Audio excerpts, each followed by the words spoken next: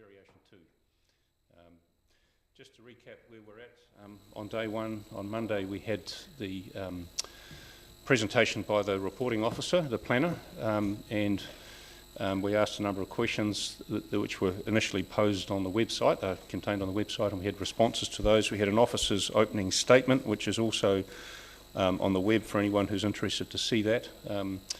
And we've held over the DCC experts' questions until the end, certainly, towards the end of the hearing, after we've done our site visits and heard from all the various submitters.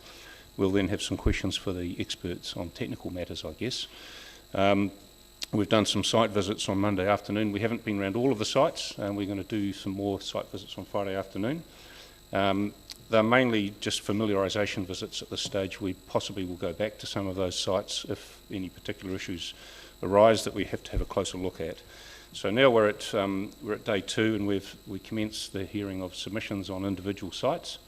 In terms of housekeeping, yes, if everyone can just mute their cell phones, and in the event of emergency, I think the main message is to exit the building down through the stairs outside the building.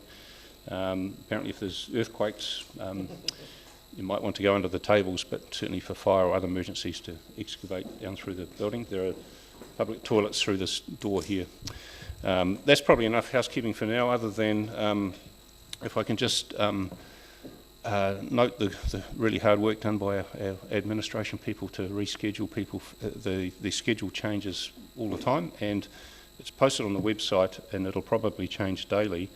We're doing our best to accommodate people to suit them, but if I can just make a plea to minimise the amount of changes, because the panel prefers to hear the evidence in relation to sites at the same time if we can. There are some instances we're hearing from submitters opposing a particular rezoning before we've heard the evidence from the people that are promoting it, so it becomes a bit disjointed, but we do all we can. And if I can just also reiterate, we've had a lot of reading to do at the panel, so I think we've got 5 of these folders to read, and we've done our best, but we might ask some questions that might appear ignorant, and that's because there's a lot of information to absorb, and until we do the site visits, sometimes it doesn't sink in too well. So please bear that in mind if we ask questions that might appear obvious. All right, those comments are mainly designed for people viewing this on the live stream. So anyway, I'd like to welcome the first submitters to the hearing, and this is the Stuart Campbell Family Trust, and we're concerned with a site known as GFO3, Ocean View. And thank you very much for preparing evidence and preparing very concise and well understood evidence. So I'll leave it in your hands how you wish to present that, and we might have some questions for you at the end of that. So thank you, Mr. Bowen. I'll hand over to you. Thank you. Well, thank you, Mr. Chairman. It's good to be here. I'll introduce the people sitting here with me. So I'm Kurt Bowen, planner and surveyor at Passon Pitts Group, representing the submitter. To my left is Neil Johnston. Neil's with Flood Sense. He's the submitter's flood expert. And on Neil's left is Stuart Campbell, the submitter. Over in the bleachers we have Andrew Robinson from my office. Andrew largely put the submission form together, and we may call on him if we need to. So thank you for recognising that it was a nice, concisely well put together application. That's largely due to Andrew.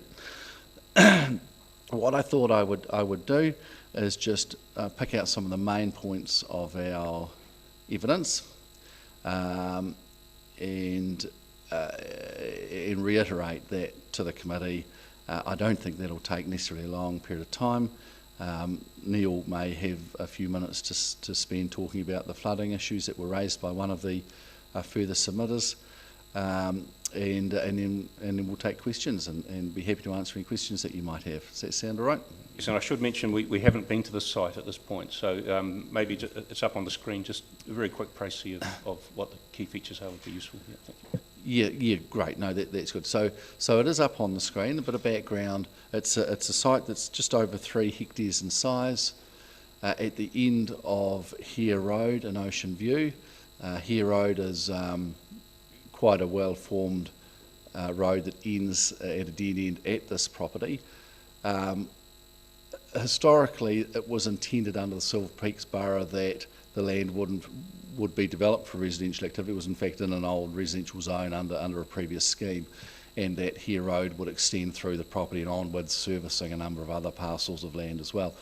And when the operative plan was brought into effect, that was decommissioned, I suppose, or reverted back into a rural zoning. So we're fortunate, or this property is fortunate, that it has very good transport infrastructure right to its boundary.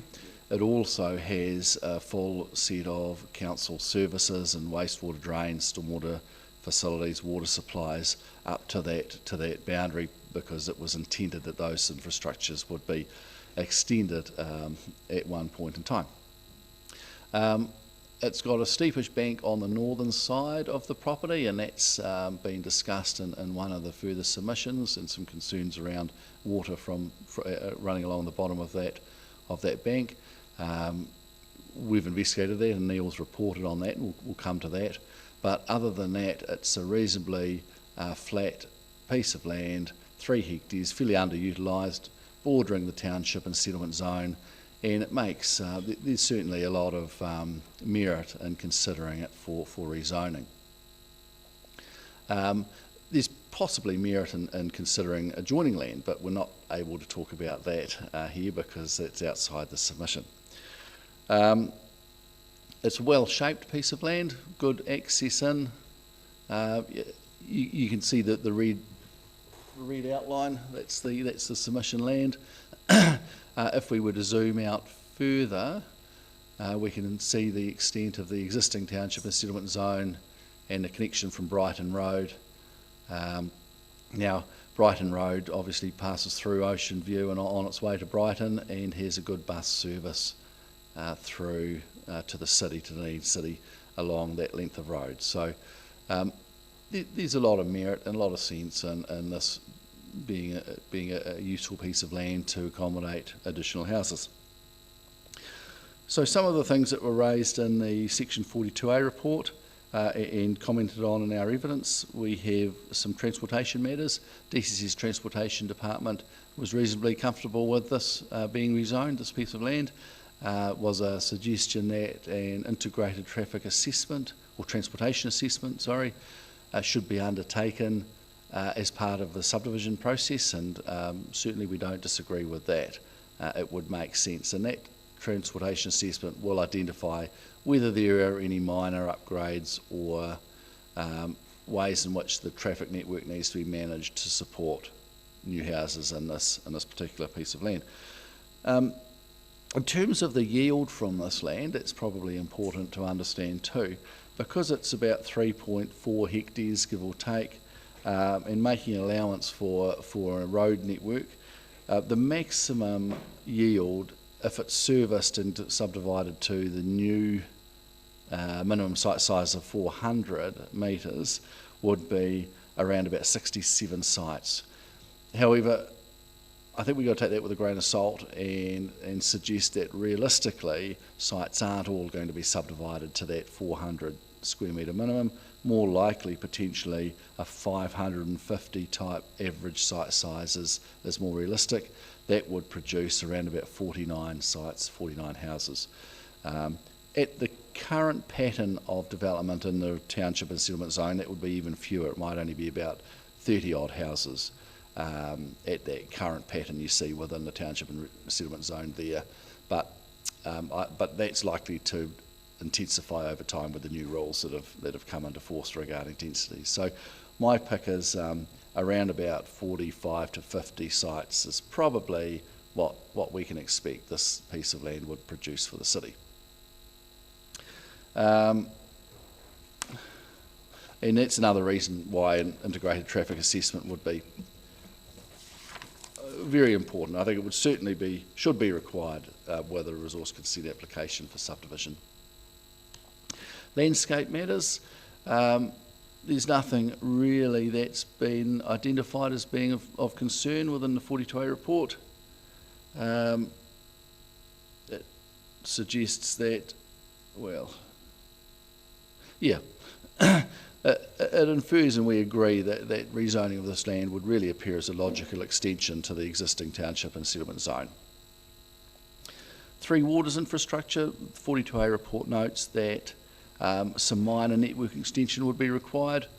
That's fine. That can be managed through the development process and would come at the cost of the developer. So we don't see there's any problem with that. As I noted, there's 100mm diameter water main up to close to the end of the existing road formation, and there's available wastewater and stormwater infrastructure too. So it's all pretty easy in terms of servicing. Council has proposed that a new development mapped area, one of these NDMA areas, are used and overlaid over the site. And the purpose of that would be to ensure that things like stormwater, well, predominantly stormwater management, are addressed at the resource consent stage. We don't disagree with that occurring. That makes sense. And then turning to flooding, and the first thing I'll note in the evidence that I provided under the heading flooding, I have an error that I'd like to draw the committee's. You found that in the second paragraph on the 4th line, I've said this information does sit comfortably with either the owners and it was written, I suspect, by Andrew as does not sit comfortably. That's what it's intended to be, and I suspect I might have edited that incorrectly on my review. So if you could note that, that would be appreciated. I apologise for that. So coming to the flooding, this is probably the one area that was raised as a concern by a submitter, and Council's recognised it as potentially something that the applicant or the submitter would be wise to address. We have done exactly that, and we've brought Mr Johnston along to provide a report which concludes that there is no significant flood risk on the site, and that if any flood management is required, it would be reasonably easy to implement. I might ask Neil, if that's all right now, just to make a brief sort of commentary on his reporting. Thanks. By all means, yep. Do that. Mr Johnson. Thank you, Mr Chairman. Basically, what I feel I need to say is in my report, but just in general terms, when I was asked to look at the site, I had seen the neighbour's submission, and I'd seen an aerial photograph, and I expected that it was likely to be a problematic site in terms of flood potential. But after my first site visit, which was in the dry, I was able to note that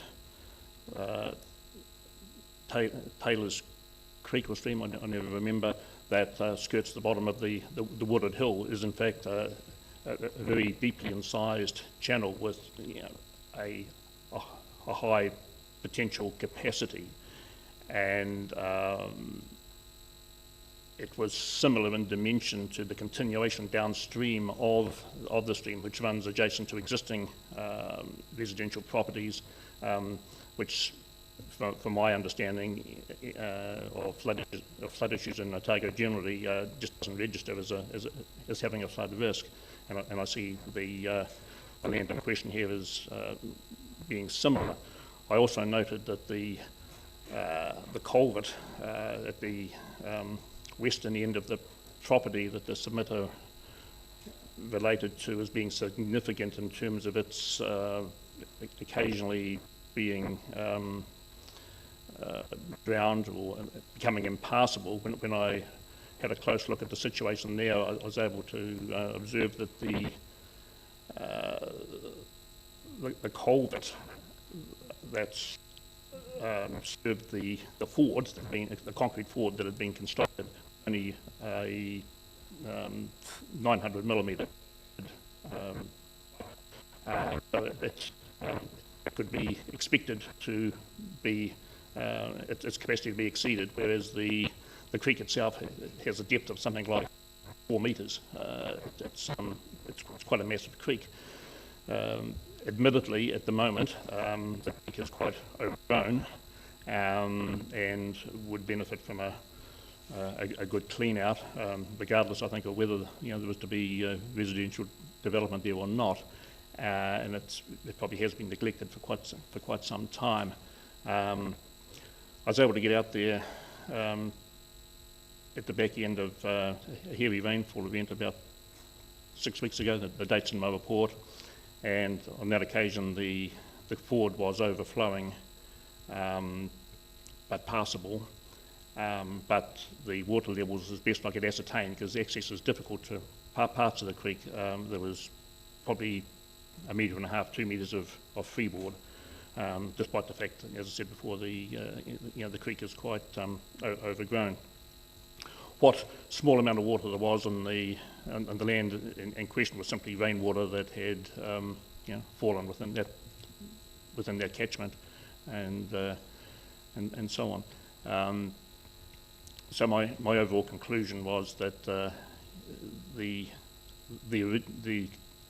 original consultant's assessment that I'm not sure the terminology, but it was along the lines of it was a low hazard situation in terms of flood risk, and they upgraded that to medium on the back of that one submission.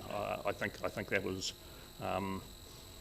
quite a conservative thing to do, frankly, and I've got very little doubt at all that the site has minimal flood issues. One question for now, and then I'll hand over to the panel. So thank you for that. So in terms of between 30 and 67 maximum houses going in there, which would discharge into that creek, have you factored that into terms of your assessment? Well, no, because that doesn't impact specifically on the floodability of that site. But I would expect that the additional runoff, because of 30 or 60 roofs and a whole lot of paved areas, there could be an issue of increased stormwater entering the stream. And my expectation would be that if it was ascertained that the downstream capacity wasn't there to accommodate that, then there would be some sort of attention requirement for the site itself. Yeah, and follow-up question, Mr. Bowen. So in terms of if we were to rezone this land, when a subdivision application was made, would the issues of culvert size and those sorts of things be dealt with, or are they off-site mitigation that you'd expect the council to? No. I think it would be the expectation that would be dealt with the development and with the application, and in fact that's exactly what the NDMA area would anticipate happens with the resource consent application. I'll add to just that Neil's answer to your previous question is that even though the creek is overgrown and runs along the northern boundary of the property, it's not necessarily, it's potentially quite unlikely that a significant amount of water would be discharged from the development into that creek. It's more likely there'd be a reticulated stormwater system within the development, and it would discharge it probably to the bigger Taylor's Creek, which I think is on the east side, is it there? Yes. At a sustainable location, rather than allowing a lot of small discharges into what might be a more difficult to maintain creek behind the houses. So if I was asked to design a subdivision and infrastructure for development here, that's the sort of thing I'd be looking at doing. But the NDMA area will require that these things are assessed and evaluated, and council will have the opportunity of weighing that up and applying mitigation conditions, if required, to a consent application when it's issued.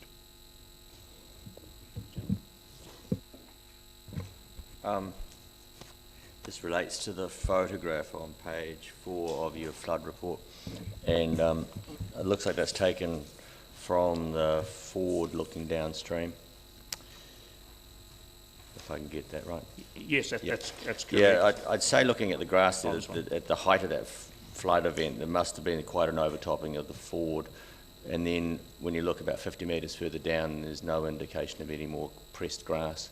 So I guess that would be consistent with it, not with your observation that the ford itself is not really capable of taking the full run of the stream, but the stream bed itself is capable of taking a fairly heavy event.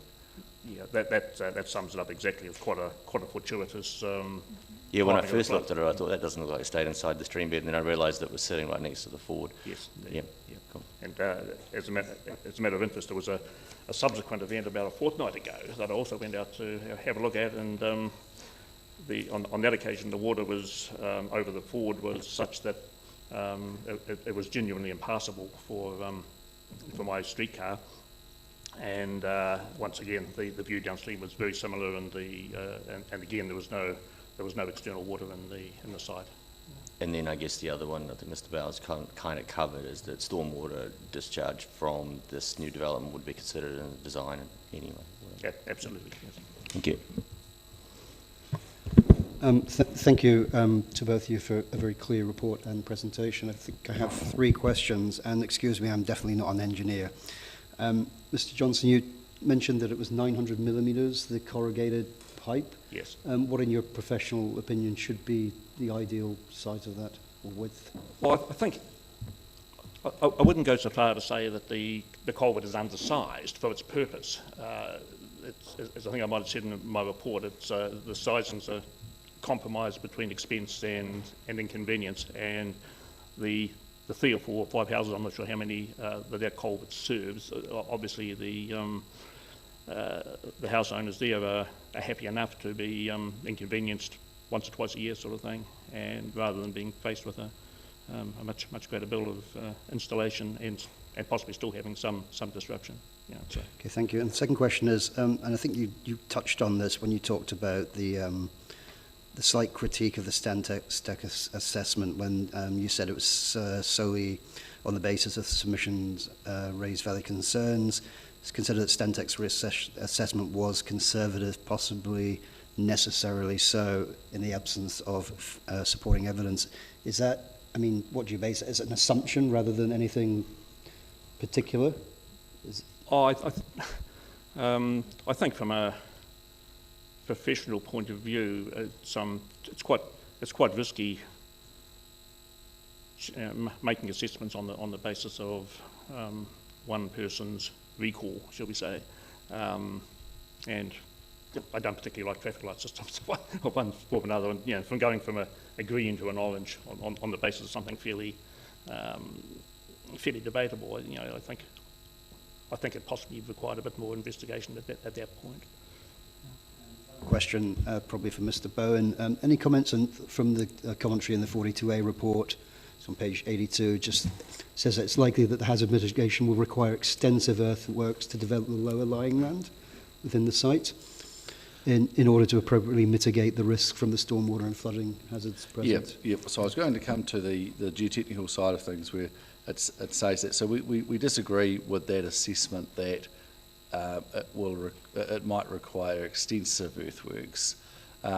With good stormwater management strategy in place, so the NDMA will require a proper assessment design at the time of resource consent. Now, that assessment will include things like calculation of pre-development, post-development flows and how those are balanced, consideration of potentially whether an upgrade of that culvert that we see in Neil's photographs, which isn't performing all the time, could benefit and potentially offset the need for some detention on site. And it may be that spending $50,000 and putting another 900 mil culvert beside the existing 900 mil pipe is actually better bang for your buck than doing something on site and provides a better community output. And it will also consider what level of detention, if any, is required on site. So there's a number of mechanisms available for managing stormwater. Any of those, or a combination of those, more likely is probably going to be the most suitable solution. And with that in place, then the quality or the consideration of the land and the geotechnical capabilities of the land can put the flooding element to one side. So we need to treat those differently. So in terms of the geotechnical qualities, I think the 42A report has said that the soils are relatively young, that the specific foundation design may be required, and that may be the case. And again, with the resource consent application, it's quite common practice for council to anticipate or to ask for a geotechnical report to be provided with the resource consent application. Should that show there's any risk of liquefaction or elasticity in the soils, that there are foundation requirements that can be installed on titles to ensure that that's overcome. But we do note that the report also says that the situation is no different than that of many other locations along Hare Road, and that these areas are generally able to be managed using suitable engineering design processes. So the submitter is reasonably comfortable that there's a solution there. It will require investigation, it may require specialised treatment, but that's not going to be excessive.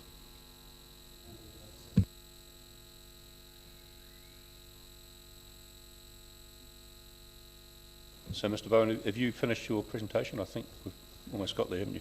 Probably the last paragraph to do with the planning criteria. Yeah, just the very last page of our evidence, and we're really just suggesting that council's got it right and recommending that this is rezoned.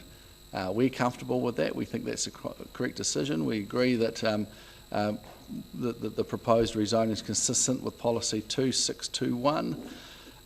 We feel, the submitter feels, that the one residual concern around stormwater has been addressed by Neil's reporting, and that there are management techniques that can be identified through the resource consent process and then implemented through the development process to manage those concerns if they exist. Yeah, just overall, I think we suggest that there's a good opportunity to get the strike on the board with the first one. That's it. Okay. Thank you for that. So that's pretty clear. So in terms of the submission, you're happy with the NDMA overlay? Obviously, you haven't contested that. Yep. There's no structure plan proposed or required or requested by council. I don't think there's a need for a structure plan. That can be provided should the committee feel that that might be useful. But in this instance, I'm not certain it would serve a huge benefit. And my final question was to do with the ITA, Integrated Traffic Assessment, which would be required as part of the subdivision if we got to that stage.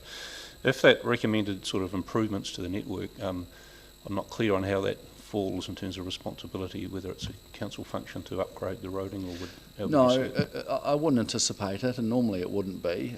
We've got any number of examples I could send you where ITAs have recommended exactly that.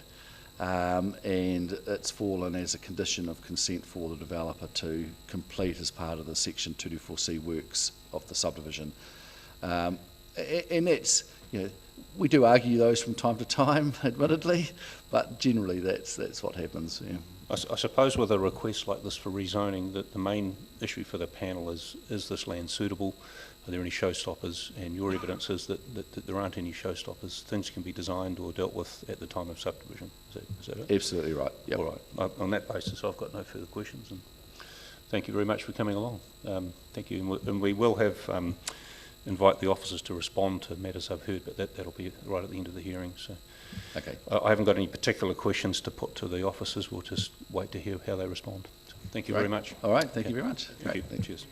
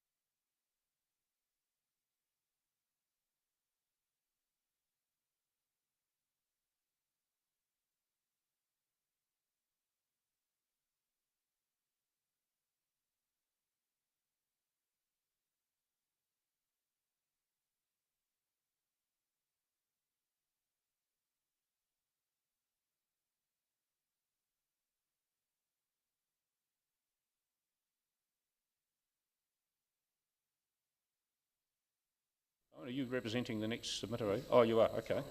So just for the record, Paul and Michelle Barron, and this concerns GFO 5.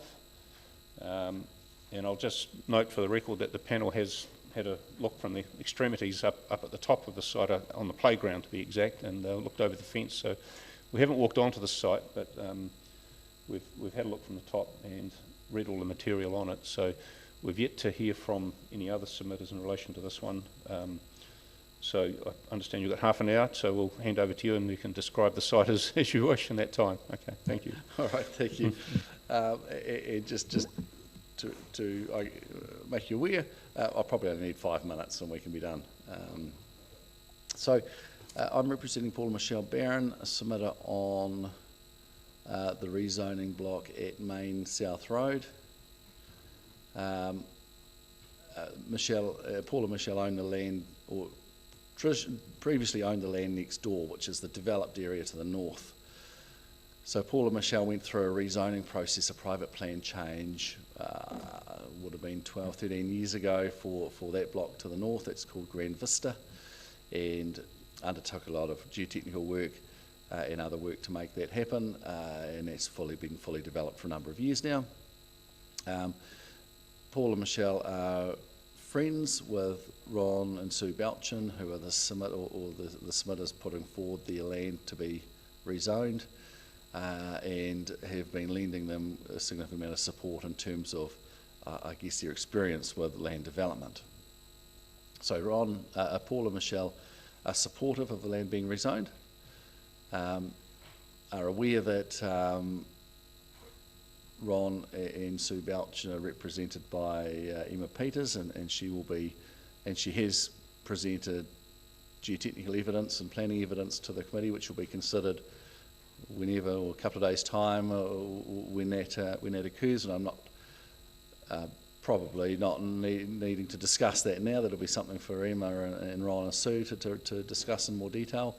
I'm really just here to reiterate that Paul and Michelle see this land as being useful for a housing purpose, and supporting their friends Ron and Sue. And also, I guess, just to note that provision was made with Grand Vista for a road connection to be put to that land at a future date. So there was some thought at the time this land was rezoned, and in fact Ron and Sue considered asking for this land to be rezoned at the same time as Paul and Michelle, but didn't have really the funds available to go through that process at that time. But provision was made with the Grand Vista rezoning that a road connection could be installed in future into Ron and Sue's land, and that would ultimately, if connected, enable a road to be put all the way down to Main South Road, which would improve the traffic network for both properties. In fact, Grand Vista is more or less a dead-end street coming up Severn Street from Abbotsford, from the rail bridge. There's no other road connections out to anywhere else, which we know is less than desirable. One advantage of allowing this land to be rezoned is that a road connection can then be made to Main South Road from Grand Vista Drive, or Severn Street I think it is there, which would improve the broader community in that respect. That's probably even more than I was intending to say. So I really just wanted to get it on record and that Paul and Michelle are in favour of this land being rezoned. Just for my benefit mainly, can you point out where their property is on the aerial photograph? Paul and Michelle's property? All of that coloured, that's the darker yellow colouring to the north, a special zone. So all of this block that runs along there and that. So just inside the... Paul and Michelle own this property. They own this land. Now, they've sold all of those sections off. Right. But they used to own that wider property. Now they own this house and this land down here. I think that's 05A. Is that the 05A area?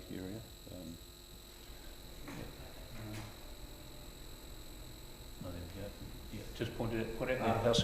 So that's Ron Belchin's house. Oh, yes. Paul and Michelle own this house, they live here. Right. And they own this land, there's a couple of farm sheds. Oh, I see. So they're outside of the... They're outside of the submission area, yeah, adjoining it. Yeah. All right, okay. Then you haven't filed evidence on this one, have you? So No. we won't ask you any planning questions, but because I'd love to be able to ask you some questions, but probably can't because. Well, you won't ask me anything, background questions. I haven't studied it enough in terms of to be able to provide what I consider reliable planning evidence, and Emma will do that.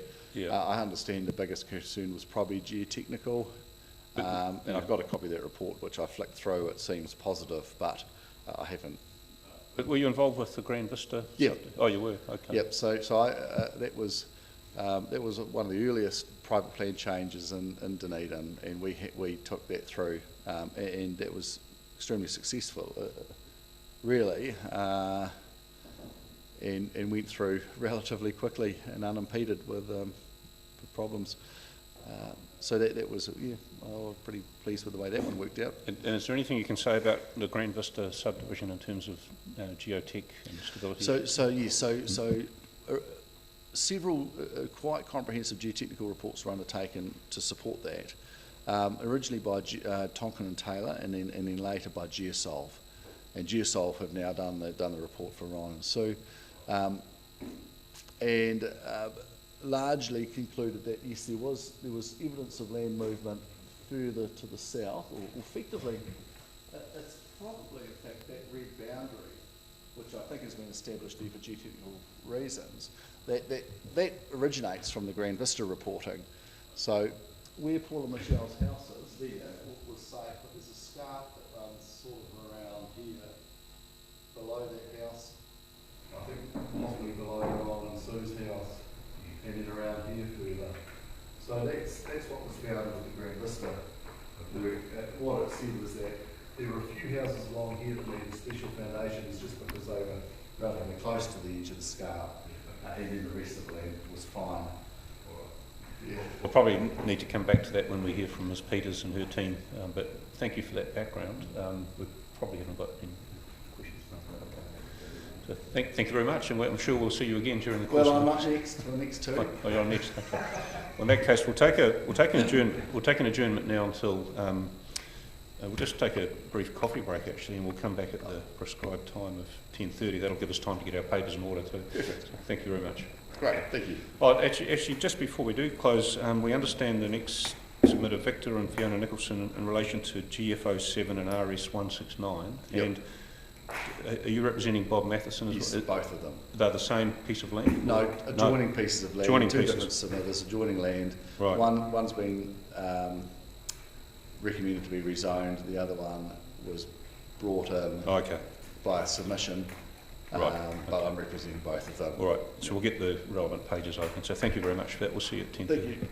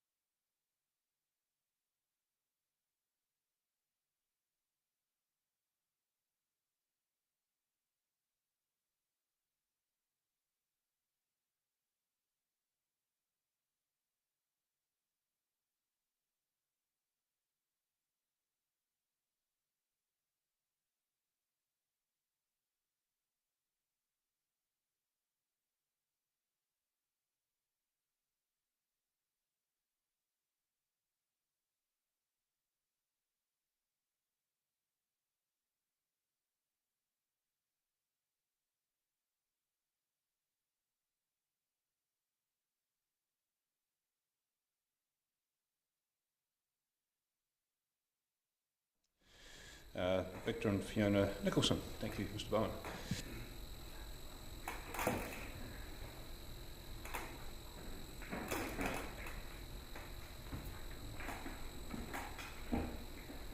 This is another property we haven't been to at this point, so yeah, thank you. Okay, great. I'm hoping that one of the submitters will join me soon, Fiona Nicholson. She was aiming to be here at 10:30, but we will start anyway. She's on her way. What I'd actually like to do with the committee's approval is to start with the Matheson site, because and then work into the Nicholson site from there. So flip the two that we're talking about. They're adjoining bits of land, they've got similar characteristics, so it's really going to be almost a presentation on both of them at the same time, if you're happy to do that. I think Just need to get the map that shows all of that land, won't we? So yeah, if we could zoom out a wee bit, yeah. I'll explain where the two submission sites are. Fiona. Good to see. With me is Fiona Nicholson.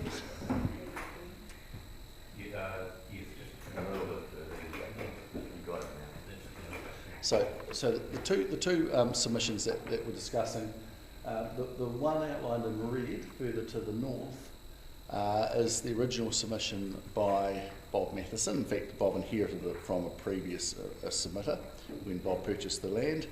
That's been assessed and proposed to be rezoned with the notified plan. In response to that, Fiona and Vic Nicholson, who own the land to the south, these three parcels there, with the building on it, submitted suggesting that the rezoning should be extended to include that property as well. So it is almost one block of land, similar character, similar issues. So I think if we start with probably Bob Matheson's one at the north, outlined in red, because that was the property that was proposed to be rezoned in the notified variation 2, and work our way through towards the Nicholson property from there. So the Section 42A report relating to Bob Matheson's property was reasonably positive. It did raise a concern over transportation issues. That was more or less the only concerns raised. DCC Transport have said that that they have some concerns that Emerson Street can be upgraded to a suitable standard to support these additional houses, and particularly around the width, the provision of a footpath and safe pedestrian crossing further down. To address that, Andrew and I popped out to the site a few weeks ago and have presented some evidence which shows the photographs that you've looked over. What we've been demonstrating in these photographs, or what we've attempted to demonstrate, is that to install a curb and channel on the western side of Emerson Street at a distance of 1/2 metre further out from where the white edge line is, so widening the road carriageway by 1/2 metre, curb and channel, and then a 2 metre footpath on top of that would take you to where we've put a line of those green stakes in the photographs. So from an engineering perspective, my view is that that's not particularly challenging to extend the road to those locations and to batter the sites back to allow that to happen. So predominantly what I was wanting to demonstrate, and what I think we have demonstrated with these photos, is that while DC Transport raised it as a concern, it's possibly not as much of a concern as they had thought, and I suspect we might get some, well, transportation will be listening. And I think the way we read it, they were inviting you to address it at the hearing. They were. So that's exactly right. Yep, so, that's right. So we've done it with their expert evidence. You'll obviously have some questions around that, but I think that there is certainly scope for the roading improvements that DC Transport would expect to be implemented as part of the development of Bob's land, including at the northern end of the road where some treatment is required to allow safe pedestrian connection through to the existing footpath, which is on the other side of the road. So a pedestrian crossing, or potentially running the footpath all the way down to the intersection of Roy Crescent and Thoreau Street could achieve that as well. That's our transportation evidence. We believe it's street lighting can be provided, a barrier on the eastern side of the road can be provided if there's a concern around vehicles disappearing off. And in fact, when you're on site having a look, if you take a look to your right, you'll see a car that's down the bottom of the gully, which is exactly has happened. So it's pretty obvious. There is a risk there, but there are standard ways of dealing with these risks using safety barriers that can be accommodated with any development.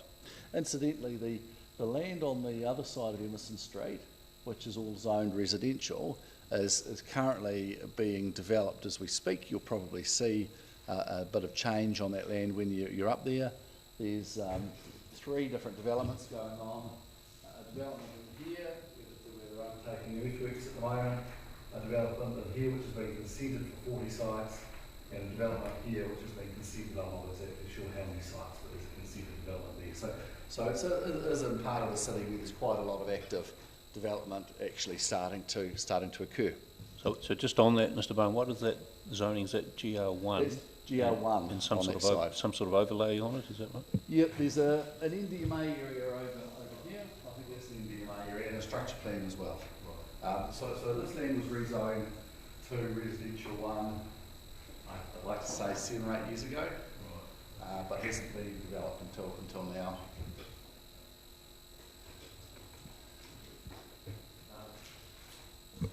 Just looking at that road and the massive bank off to the far side, footpaths are normally, if you've got residential on both sides of the road, you'd also be expecting footpaths on both sides of the road, I would think. And I guess we'll get some reply back from the staff later on that one, which means that 2.5 metres might actually have to be 5 metres, because I don't see you going 2.5 metres in the other direction. No. My understanding, and this is something that probably DC Transport can confirm, is that this piece of land here is so steep that there's not likely to ever be houses on that area. I'm just thinking of the next piece further up the road. Yeah. Those people walking down the road trying to go down the hill would be on that side of the road when they started their journey. So there's a footpath required with this development along just on the east side of Emerson, not the west side. So typically with resource consents, when you're developing one side of the road, TCC will require us to put a footpath on that side, but not the opposite side. Often that's left for development on the other side to then do. In this instance, we've got a cemetery here. The consent issue for this development has required a footpath along this side of the road, which will be built. We're anticipating that development of these blocks, if they're rezoned, would require a footpath on this side, and there would have to be, again, a crossing mechanism, a safe crossing mechanism at the top end, or the southern end where the 2 footpaths run parallel, and then at the other end down there, the northern end, again, a footpath on the west side with a transition to the existing footpath on the east. I'm not sure that a footpath on the west side, unless there are houses built here, in which case that could be required as part of a subdivision consent on that development, is necessarily a good use of money. Yeah. I'll basically, we've heard your part, so we're here to see what Transport has to say about your opinion on that. If, looking at it from what you were suggesting, if 2 footpaths were required, which I don't think would be needed, but if DC Transport say we would be insisting on a footpath on each side, it does, you're right, it would mean pushing the road, or likelihood is it would push the road further into these sites, which again would introduce more earthworks and potentially a small retaining wall along the back of that footpath, the western footpath, to support the extra width. That could be done. It would certainly be within the scope of the development budget to do that if it was required. But I think it's something that there may be better solutions for rather than requiring that. Okay, that's good, thank you. We'll just ask questions on the issues. So transportation, we have one more question. Sorry, could I just interrupt? Sorry, Bowen. I've just had a message saying when you get up from the microphone, people can't hear you. So could I pass a pointer and ask? Thank you. At least one, yeah. That's a good point. Thank you for raising that. Thank you. Thank you, Mr. Chair. And thank you, Mr. Byrne. Obviously, transportation, and we're on this now, is the main issue in the 42A report. And I'll go to just your final paragraph in your response here. It says, overall, I agree that there are some design challenges for any development of this land. I am confident that there are solutions to all the concerns raised by DCC Transport and that these solutions will not be cost prohibitive. Can you just unpick and explain that last part and let me know precisely what that means? Thanks. Yeah, certainly. So when we are looking at costing for a development, it's a reasonably simple equation around identifying what the costs are likely to be, what the yields, number of sections are going to be, speculating on what the section prices are going to sell for, and ensuring that there's a sufficient gap between costs and returns to make it viable. Often what we see in a very easy development where there's no roading upgrades and those sorts of things needed, and assuming flat land and Mosgiel or something like that, the easiest type of development, we usually see development costs of around about $100,000 per site to produce the sections. That's not land purchase, that's just the development costs. Those sections, even right now in the market, could be higher 300s to sell. And so those sections where it's easy to develop tend to be quite lucrative for a developer. On difficult sites, where there's significant geotechnical work required, or roading infrastructure upgrades or network infrastructure upgrades outside the property, the per site development costs can rise to the worst I've seen over recent times is probably $180,000 per site. To deal with those extra challenges. Now, that was a particularly difficult site, far worse than I think what we'd be looking at here, even if we had to widen the road to the full 5 metres. Again, as long as the sites are selling for those high 300s, we know up in here that some of the sites have been selling in the development over the road for upwards of 400. There's still that cushion of comfort there that the costs are well below the sales. Yes, there's other things, there's land purchase, there's tax costs, there's other costs that lie outside those development costs, but normally the proposition stacks up for the developer to proceed. In this instance, I'd be saying, given that we've got some topography to deal with because it's not a flat site, and some roading infrastructure to put in, which is external to within the development, I'd be estimating that the costs for developing these sites are probably sitting somewhere between $130,000 and $140,000 per site.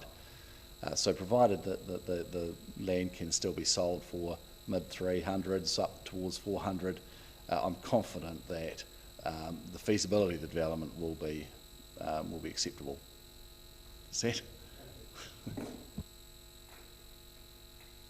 Thank you. And before we move on from transportation, there's the council officer is in attendance. Sorry, sir, I haven't got your name. I don't recall your name, sir. Oh. Thanks for coming along, Mr. White. Have you got any questions of clarification that would assist you to understand the answers at this point? Or? Well, the question raised about the footpath provision, which I think makes entire sense from what Mr. Burnett has set out, that there are constraints to provide 2 footpaths, and to be proportionate in looking at the standards and how we apply them. And if in future there was a development that came forward that justified it, I agree that it should be dealt with at the subdivision stage. So. Well, thank you for giving us that answer now, but yeah, we'll ask for a response at the end, but it's useful to know that at this point. Thank you very much. I think we can move on to your next issue other than transportation. Thank you. Okay. So we've looked at there's some landscape discussion, and again I think it was essentially concluded in the 42 report and the section 32 report that rural amenity values are low to moderate. We agree with that. I don't think we can add much further to that. 3 waters assessments, we haven't identified any issues around servicing the land for any of the 3 waters. There's developments going on, as I noted, on the other side of the road that are putting new infrastructure in, and there's existing network infrastructure available that would be relatively easy to bring into the site. Hazards, they're determined to be some issues but manageable, is the term I think used in the section 42A report. And there's a conclusion that geotechnical investigation will be required prior to development. Happy to have that as an expectation in the rezoning, that a geotechnical assessment would be undertaken and provided with a resource consent application. It's fairly standard for any sites that show a little bit of topography, so not unexpected. And I guess in terms then of the overall planning assessment, we agree with the planner's conclusion that this is suitable land for rezoning. We think we've proposed and we've provided evidence that confirms from the transportation aspects that those issues are manageable. And regarding the 2 properties, having the northern property being recommended for rezoning, subject to identification or resolution of the traffic concerns, and we support that. The southern property, with much the same character and being a logical extension of that zone, and the development that's happening further up in the residential zone on the eastern side of Emerson Street, simply makes absolute sense, in my view, that it be rezoned to residential as well, and treated in the same way. So that's really where we sit. You've just addressed both parcels of land in a general. Okay, that's fine. No, that's suitable. We'll just see if we have any further questions. Well, I'll hand over to the panel first of all. Do you have any questions? No? Okay. I'm just looking at the submissions. One site attracted a submission from Yolanda Van Heesek, and did you have any? That's 33 Emerson Street. So my understanding is Yolanda was the person that actually put the original submission in, and then Bob Matheson purchased the land and inherited that submission. Okay, is that right? Is that correct? Do the officers, can you confirm that?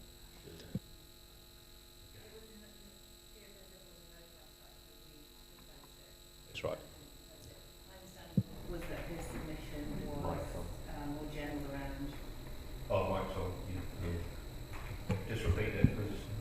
Sorry, so GFO7 is a notified site. It wasn't included through a submission by Yolanda Van Heesek. My understanding from the summary is that her submission was more around ways to increase green space and reduce sort of hard surfacing. Right, so is that one of a general submission that was made in relation to all sites, or a number of sites? She made it in relation to about 4 or 5 sites. That was addressed in the officer's opening presentation, yeah, okay. In the staff report anyway, yeah. Yep. So Yolanda Van Heesek has opposed this one, but not the other one, and ORC has opposed 41 Everson Street, but not this one, I think. So I guess as a panel we need to understand the difference between the 2 sites. Well, certainly one has been proposed as part of the variation, the other's a requested site. Your evidence is that they should be treated as one's an extension to the other. There's no differences really. Is that what you? Yes. I think for all practical purposes that's exactly right. And I think when you go and have a look, I mean, you probably won't be able to tell where the boundary is between them. It's really one continuous block of land. So we Yolanda, and I apologise for that. I think yes, my understanding was incorrect. It does look like Yolanda's made a submission against GFO7 for reasons of housing footprints and amenity and biodiversity. I mean, you could probably treat that as a submission against both sides effectively, because I think of the types of things they raise, or Yolanda raises, would be applicable to both sides. ORC's submission against the second one, I don't know. I'm assuming they have the same concerns about the northern site as well, but why they didn't raise it against that one, I don't know. That's something they would need to respond to. But the lands, the boundary between these two blocks of land is reasonably arbitrary. They're both very similar in nature, topography, land use, access, same issues with transport.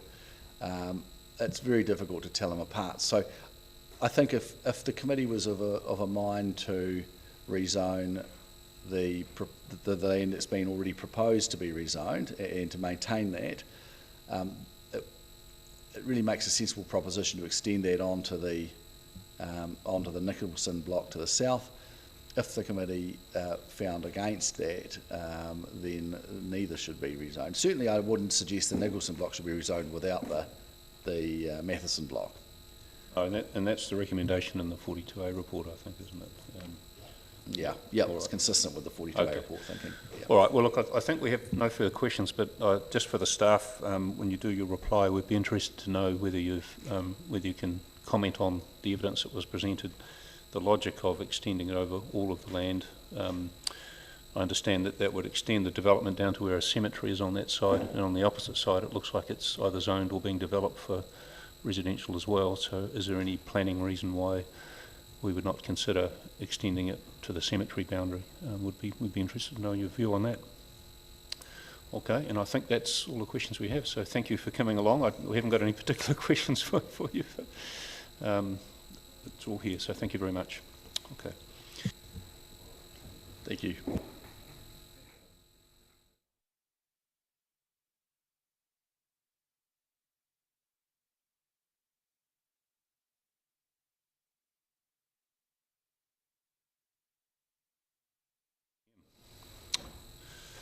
Thank you very much.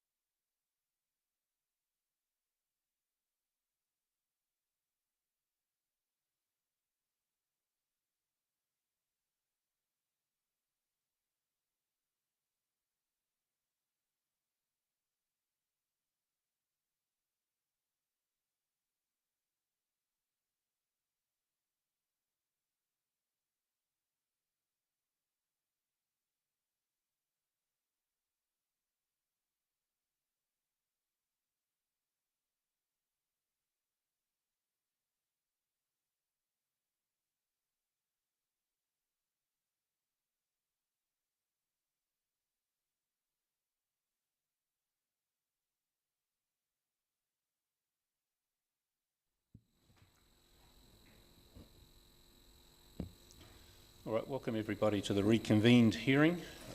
Variation 2, this is hearing 4. Thanks to everyone for their attendance. We're at the stage now with the whole afternoon, I believe, is devoted to GF14, the area known as the Cove and Portobello Road. We're first of all going to hear from, you might call the developers, for want of a better word.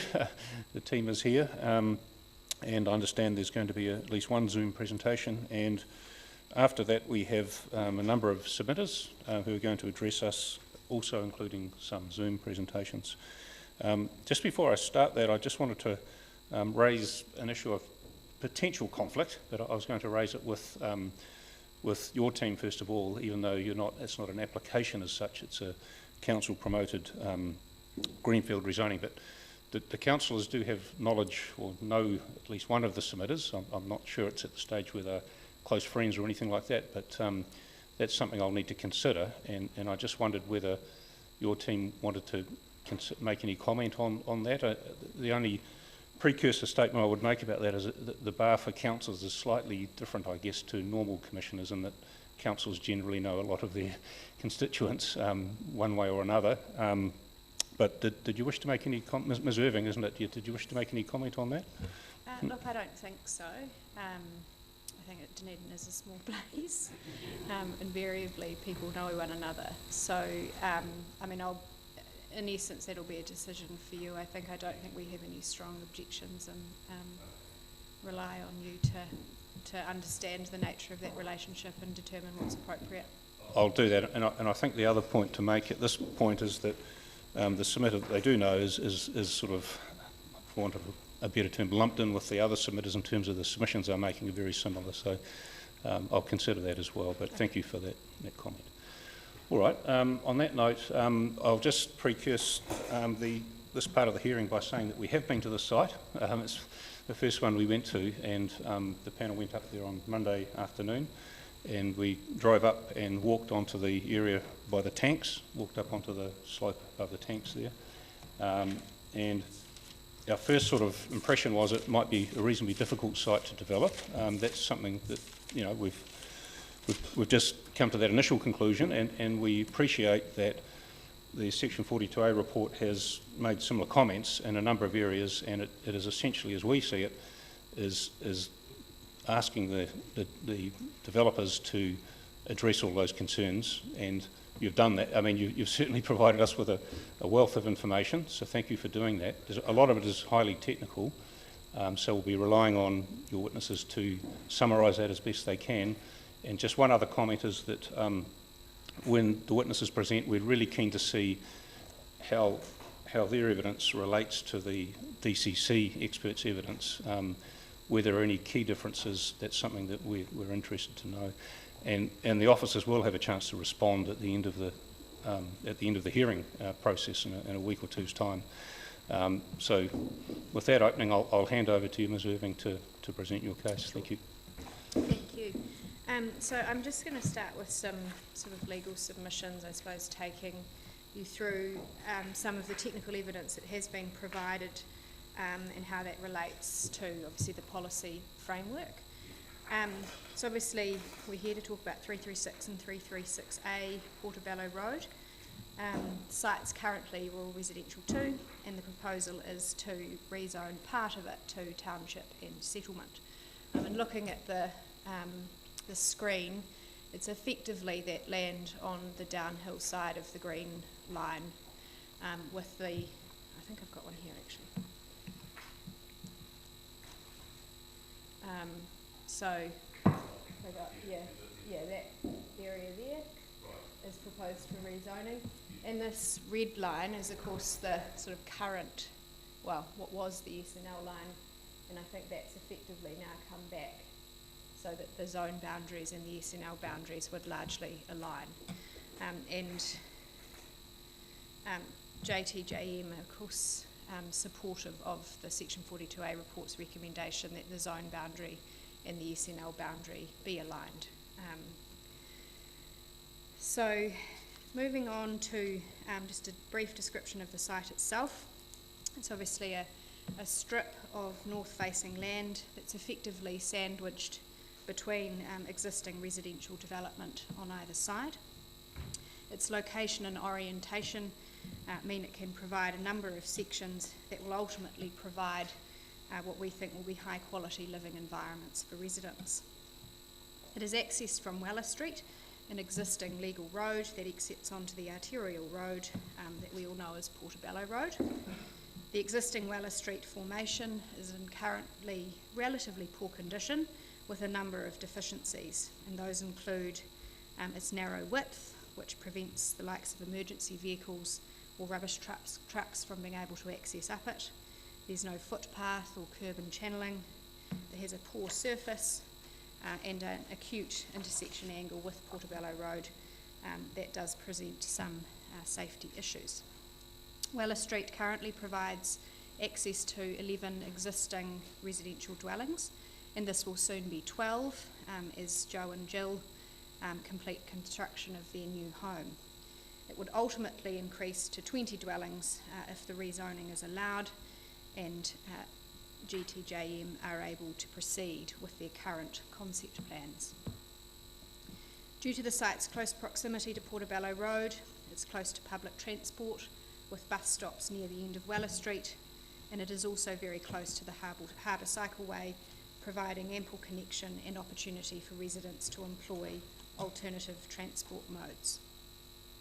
The land has limited productive value due to a combination of its size, the constrained access, you can't get a stock truck up to it at the moment, and its topography.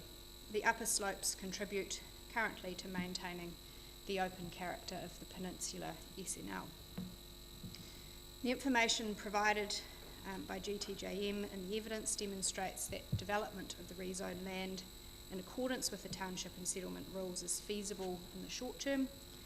The site is infrastructure ready and is likely to be developed based on Mr. Morrison's own evidence. Therefore, the rezoning of the site will contribute to the provision of housing capacity within the city. Now, paragraph 10, I sort of set out for you the tests associated with plan changes.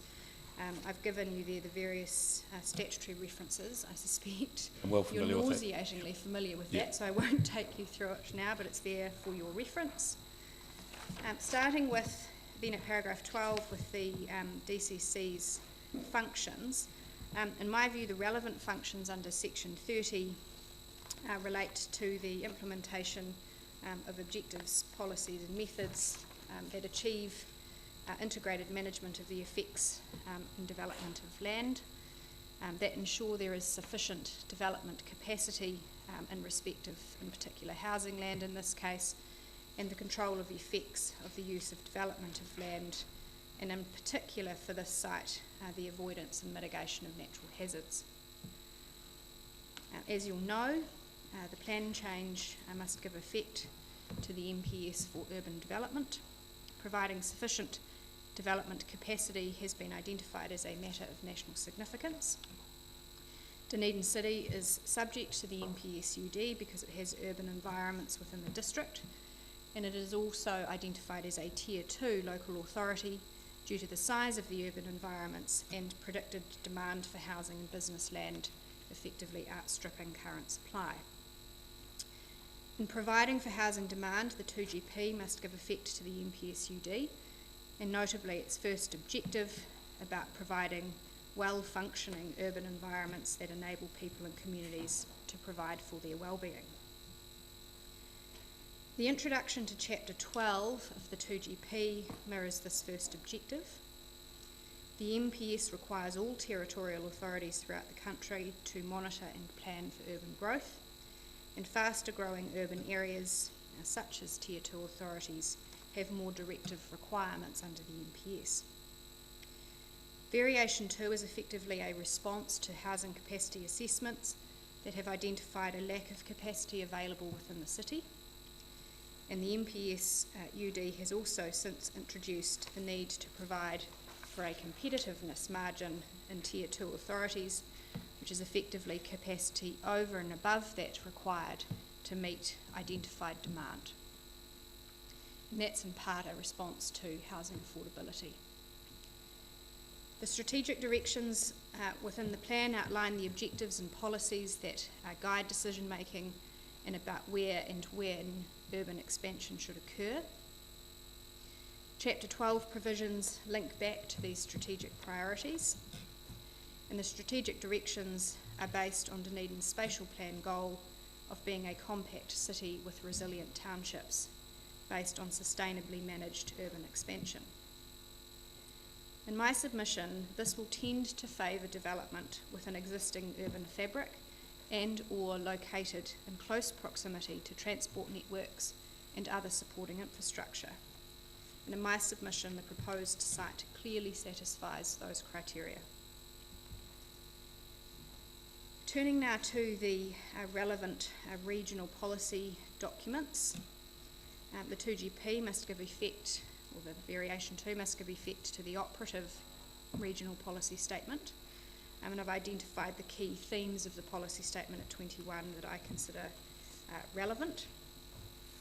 And in my submission, the proposal will serve the policy direction of the partially operative policy statement from 2019. As I'm sure you also know, there is now a proposed regional policy statement.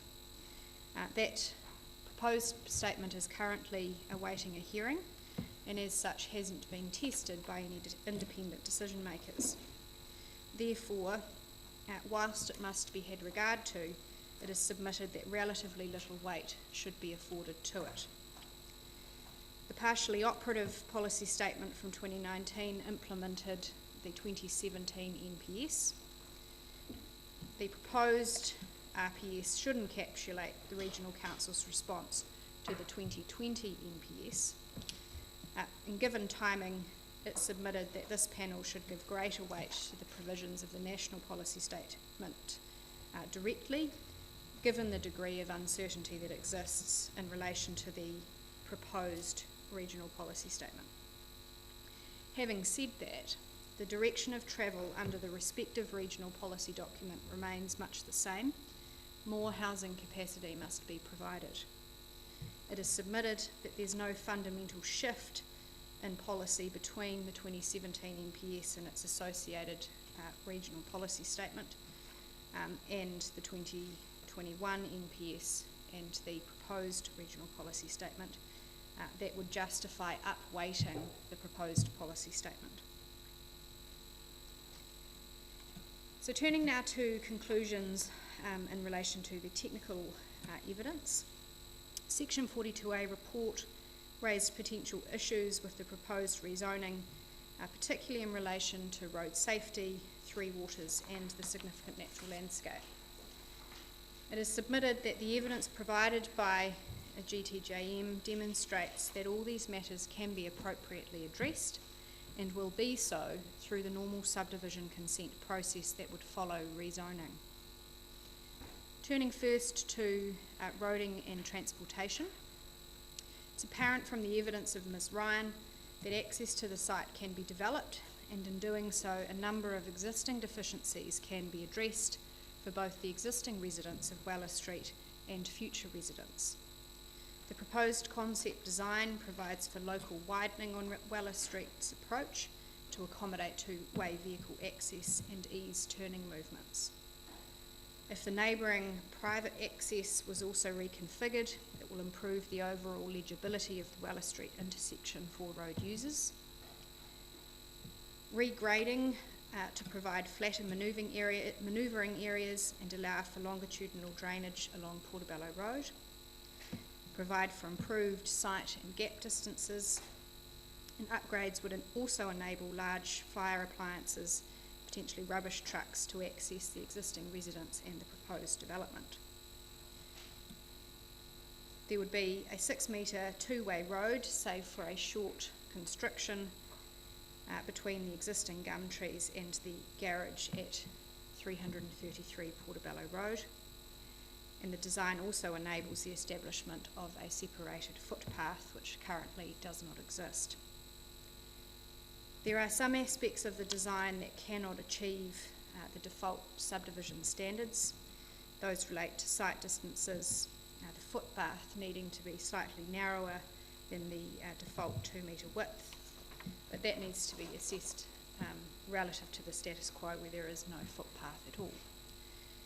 The maximum suggested gradient of 16% would likely need to be exceeded over short distances with an up to 19% grade over one 20-metre section in the current concept design.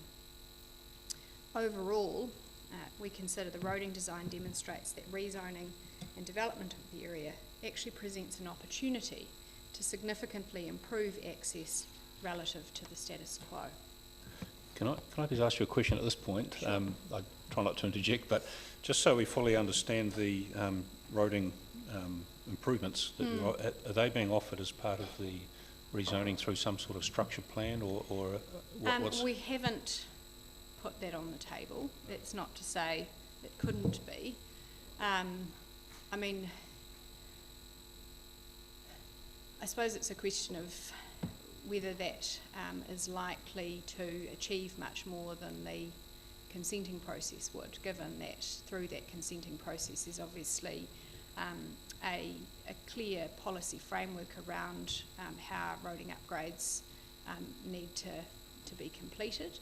And in the normal course of things, I would have said that's adequate, but I would anticipate my instructions from Joe would be that if a structure plan was what was required to get it over the line, then I'm sure he would be comfortable with that. So your focus at this stage is to show that these things can be done and they shouldn't be an impediment to developing the land. That's correct. So it's effectively demonstrating that the development is feasible.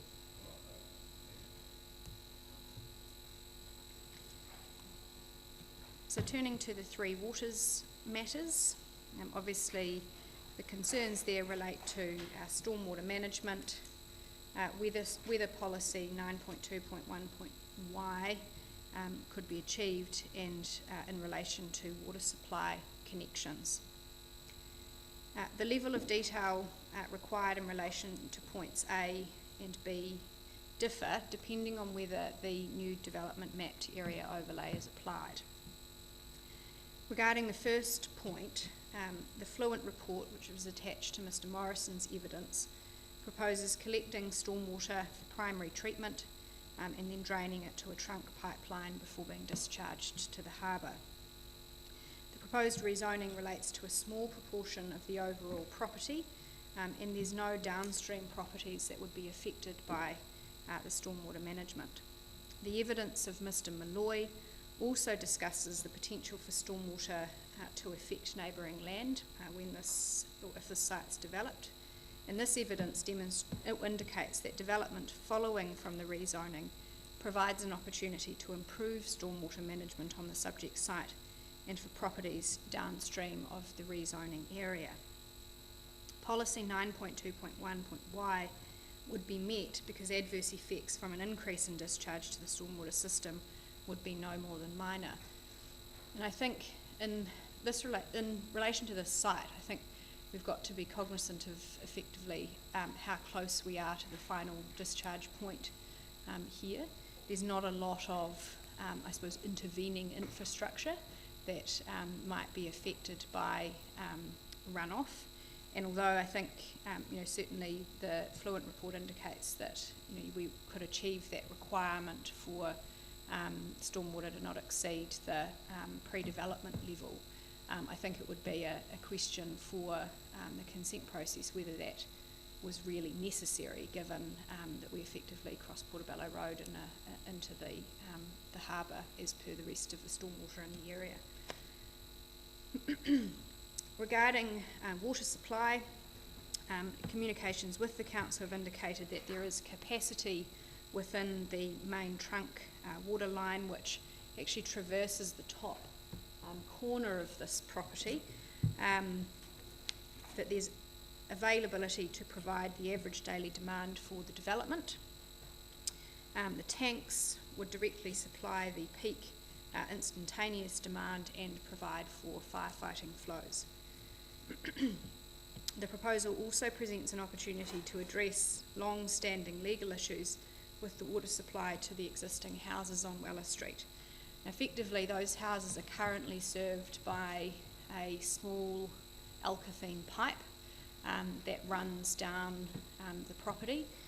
None of those pipes are currently protected by any easements, and so there's obviously a risk there for the residents that receive their water supply by that means. And in putting together the designs, Joe has effectively anticipated that there may be more capacity required and that connections might be available to that water supply to the existing residents.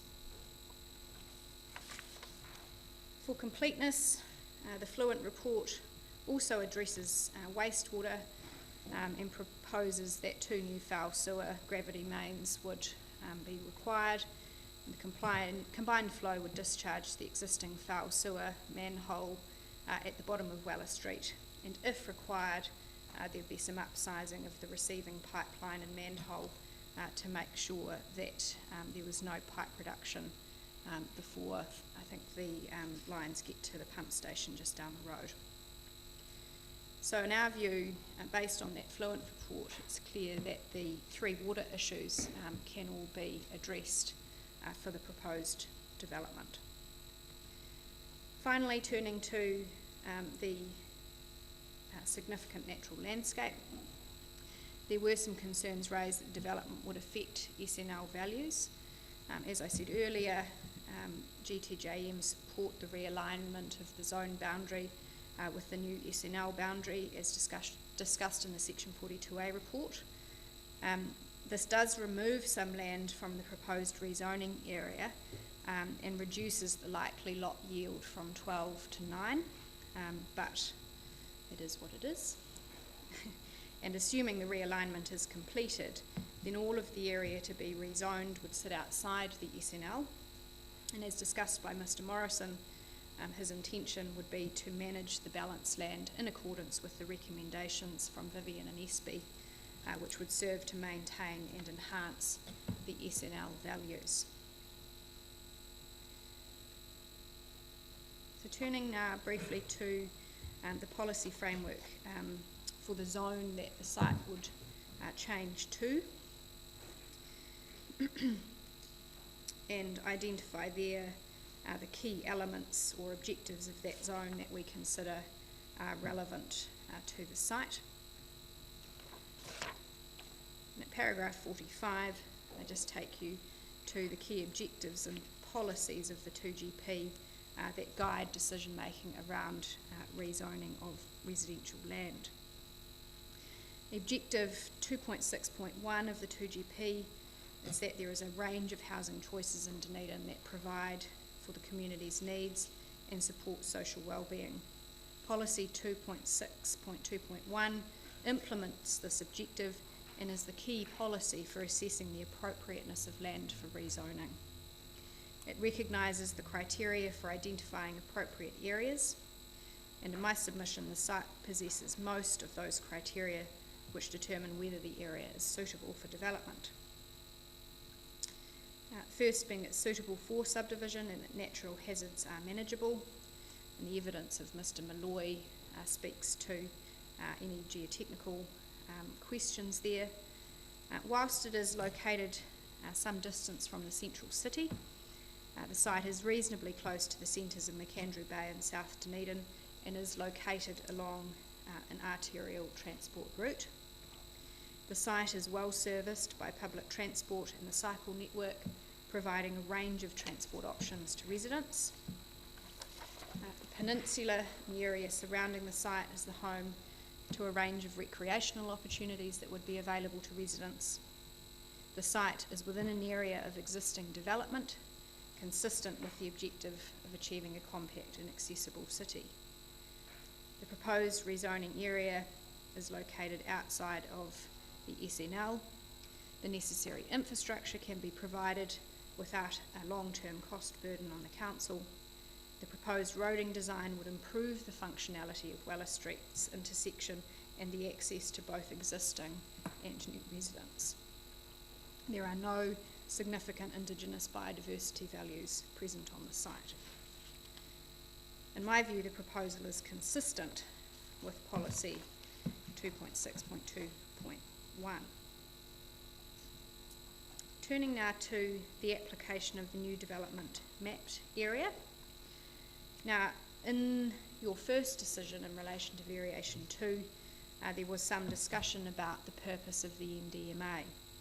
And in particular, the decision noted that the provisions were designed for larger scale greenfield sites to ensure that they were developed in a way that better meets the objectives of the plan, and that there were decisions made not to apply the NDMA to all land to be rezoned, particularly smaller scale infill subdivisions, because it would make them overly complex. The NDMA was recommended in the Section 42A report because there are residential dwellings immediately downslope of the proposed site that could be negatively affected by poor or inadequate stormwater management. With respect, this does not appear to align with the purpose of the NDMA provisions, and it is submitted that the evidence provided by GTJM demonstrates that stormwater can be appropriately managed and will likely enhance stormwater management from the proposed site relative to the status quo. In that sense, the proposal is consistent with the intention of the NDMA provisions, and those issues can be appropriately managed without the imposition of the overlay. I've set out there the reasons for that, So, A through to G. Yeah, it might be time for me to ask you another question on Sure. that. We did hear from the officers on day one about the purpose of the NDMA, and we asked the question how it differs from a structure plan approach, and I recall it being something along the lines of the NDMA provides a whole set of assessment criteria which some developers feel is a little uncertain and they're not sure what they're in for, but if we were not to impose NDMA here, would your submission be it should just be dealt with by the consent process or the subdivision process? Yeah. Would that not already have some sort of assessment criteria, do you think? The subdivision, Yeah. yes, it does. And, I mean, it doesn't, the application of the NDMA overlay doesn't change the activity status, for example. It does expand, I suppose, the policies that apply, particularly in relation to stormwater management. And they do, and then there's that broader guidance around the management of stormwater, the requirement for the regional council, for example, to become an affected party. And my reading of the NDMA provisions, and particularly the assessment criteria, is that they're really about managing sort of larger sites where there's sort of a need to really consider the wider infrastructure kind of requirements, and particularly where there might be adjoining land that would need to rely on infrastructure to make sure that that's managed in an integrated way. I think here we've got a relatively small site. It's discrete. It's not going to result in further development of adjoining land, and the stormwater sort of management strikes me as pretty straightforward. You know, and where it's going to go and how that might connect into any downstream infrastructure. So that need for more comprehensive planning in a wider sense, I don't think exists at this site. And so I think there's a trade-off between that and I suppose the objectives around providing sufficient development capacity and making sure that that's available and able to be developed effectively and quickly by people, that objective's better served in this case by relying on the provisions that would apply to the subdivision consent. Fundamentally, the assessment doesn't change. It just creates a slightly more complex process potentially with a wider group of affected parties for the site that I'm just not sure is justified. Thanks, and we'll just signal to the officers that that is one area we'd like you to respond to. And I think we have another question. Just on.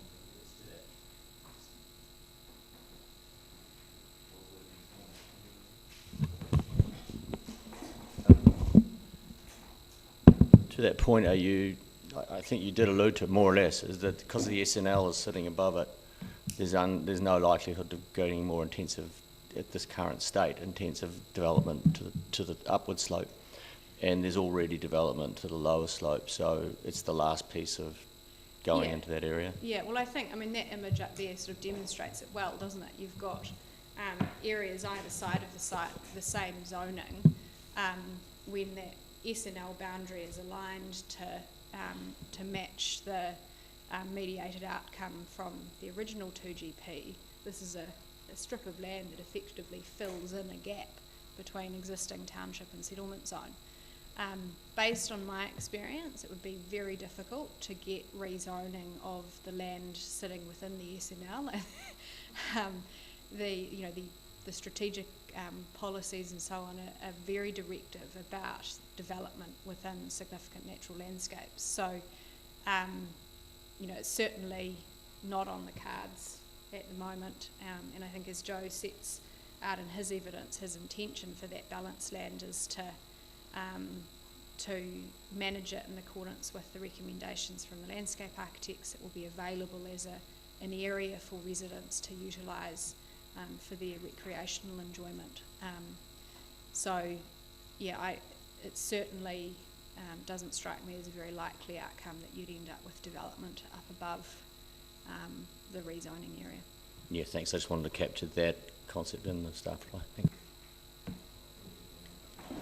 Thank you.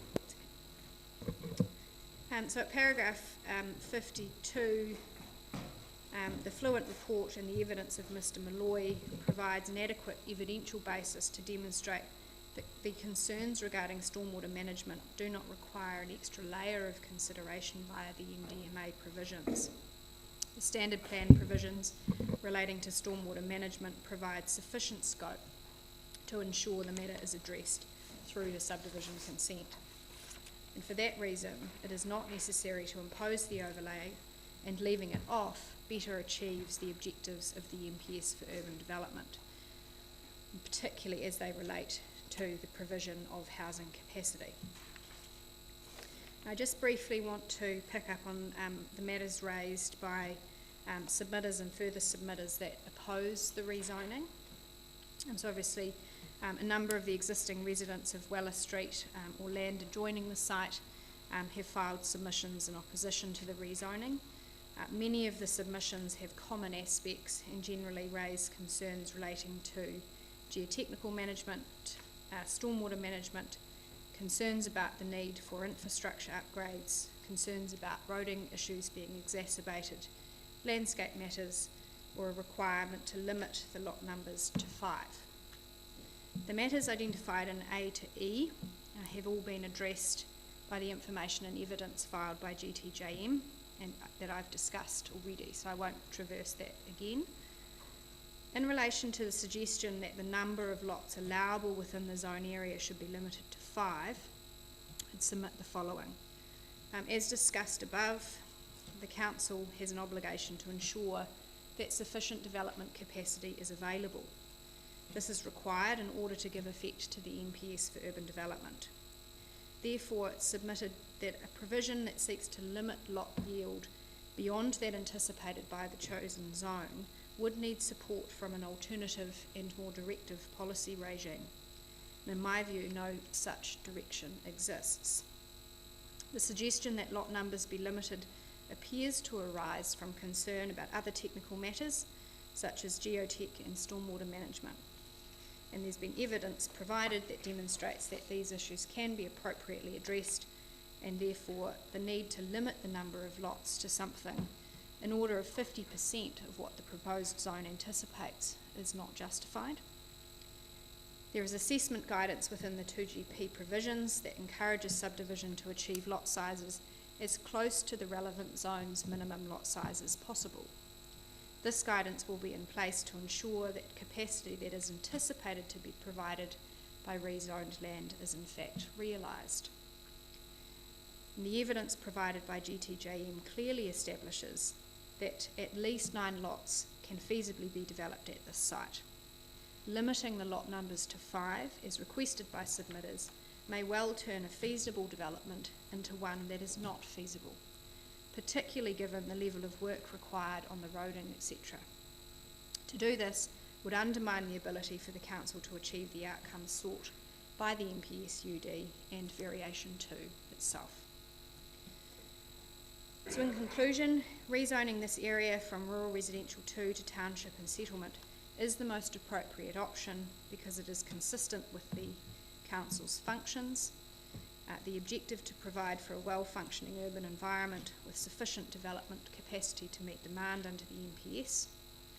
The location and characteristics of the site provide for housing capacity in a manner consistent with the strategic objectives of the 2GP, and it is also consistent with the policy direction in both the partially operative and proposed regional policy statements. All the issues raised by the Section 42A report can be resolved, and the benefits of rezoning outweigh the costs with minimal risk in my submission.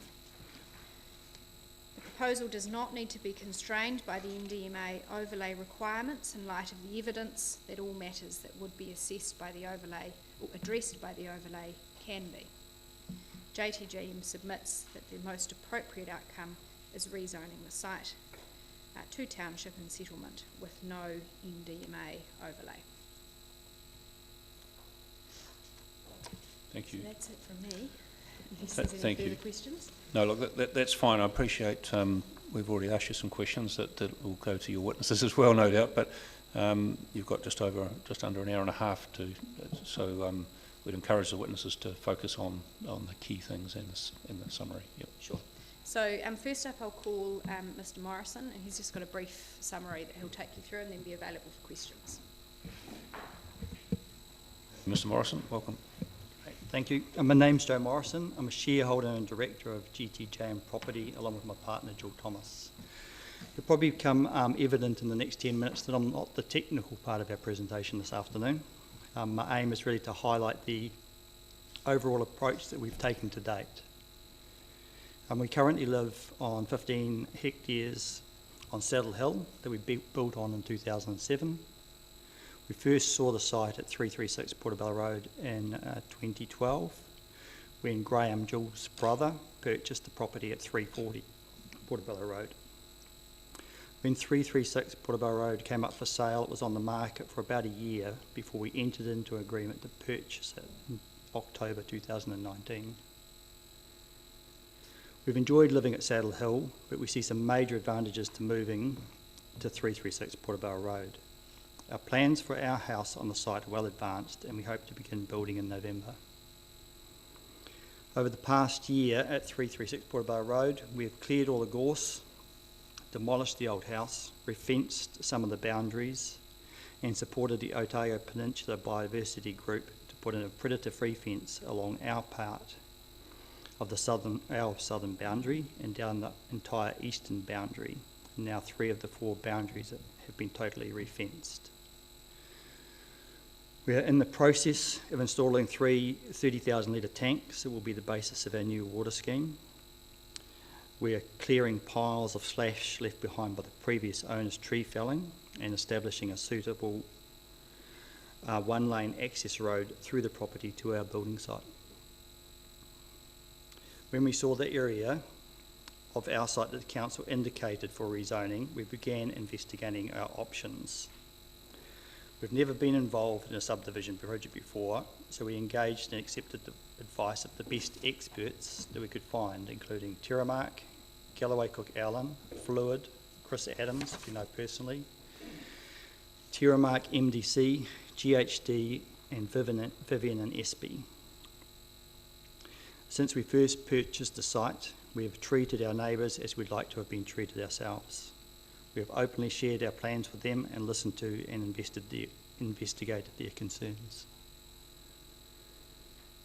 On the 9th of March 2022, we wrote to all of our neighbours, setting out where our investigations had got to and provided them with a copy of all the technical information that we had gathered and a proposal for their consideration.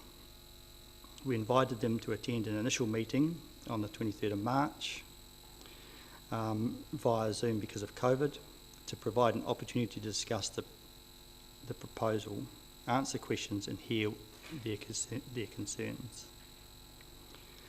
I've also had numerous on-site meetings with various neighbours where I was able to provide a detailed walkthrough of the roading solution, running string lines and marking the site with Dazzle to help translate the information on the plans to the ground. From my perspective, these discussions were really useful as I felt they were able to address a number of people's concerns. I'm glad that we've been able to achieve an agreement with Joan Wilson that, amongst other things, has resulted in her boundary issues being resolved and her submission in opposition to the rezoning being withdrawn.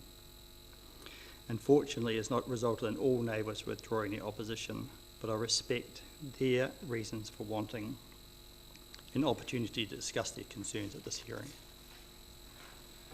Finally, I'd like to reiterate that we'll be living at 336 Portobello Road, and as such we want it to be the best environment possible.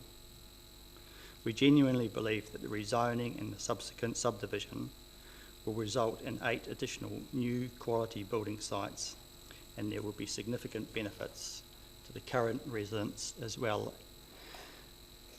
as a result of the overall upgrade of the environment and the infrastructure. Thank you. Thank you very much, Mr. Morrison. Is your property going to be one of those lots on the subdivision plan? Yes, it depends on how you... yes, it is. It's lot number 8 is what we've... we envisaged we're living on, yes. I've got no questions of you, but thank you very much for that, and I'll just see if the panel have any questions. No, well, we have one, yes. Thank you. Just a very brief one to assuage my confusion. I think there's been a mention of 3 different amounts of lots today. 9, 8, and more than 9. What's the total? So originally we planned for 12, which is when the significant natural landscape line was where the red one is.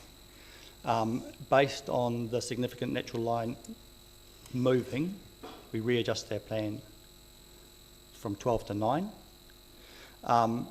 By rights, we can build 1 house anyway, so there's 8 additional plus our existing, which would result in 9. Thank you. Does that make sense? Yep, absolutely. Thank you very much. Okay.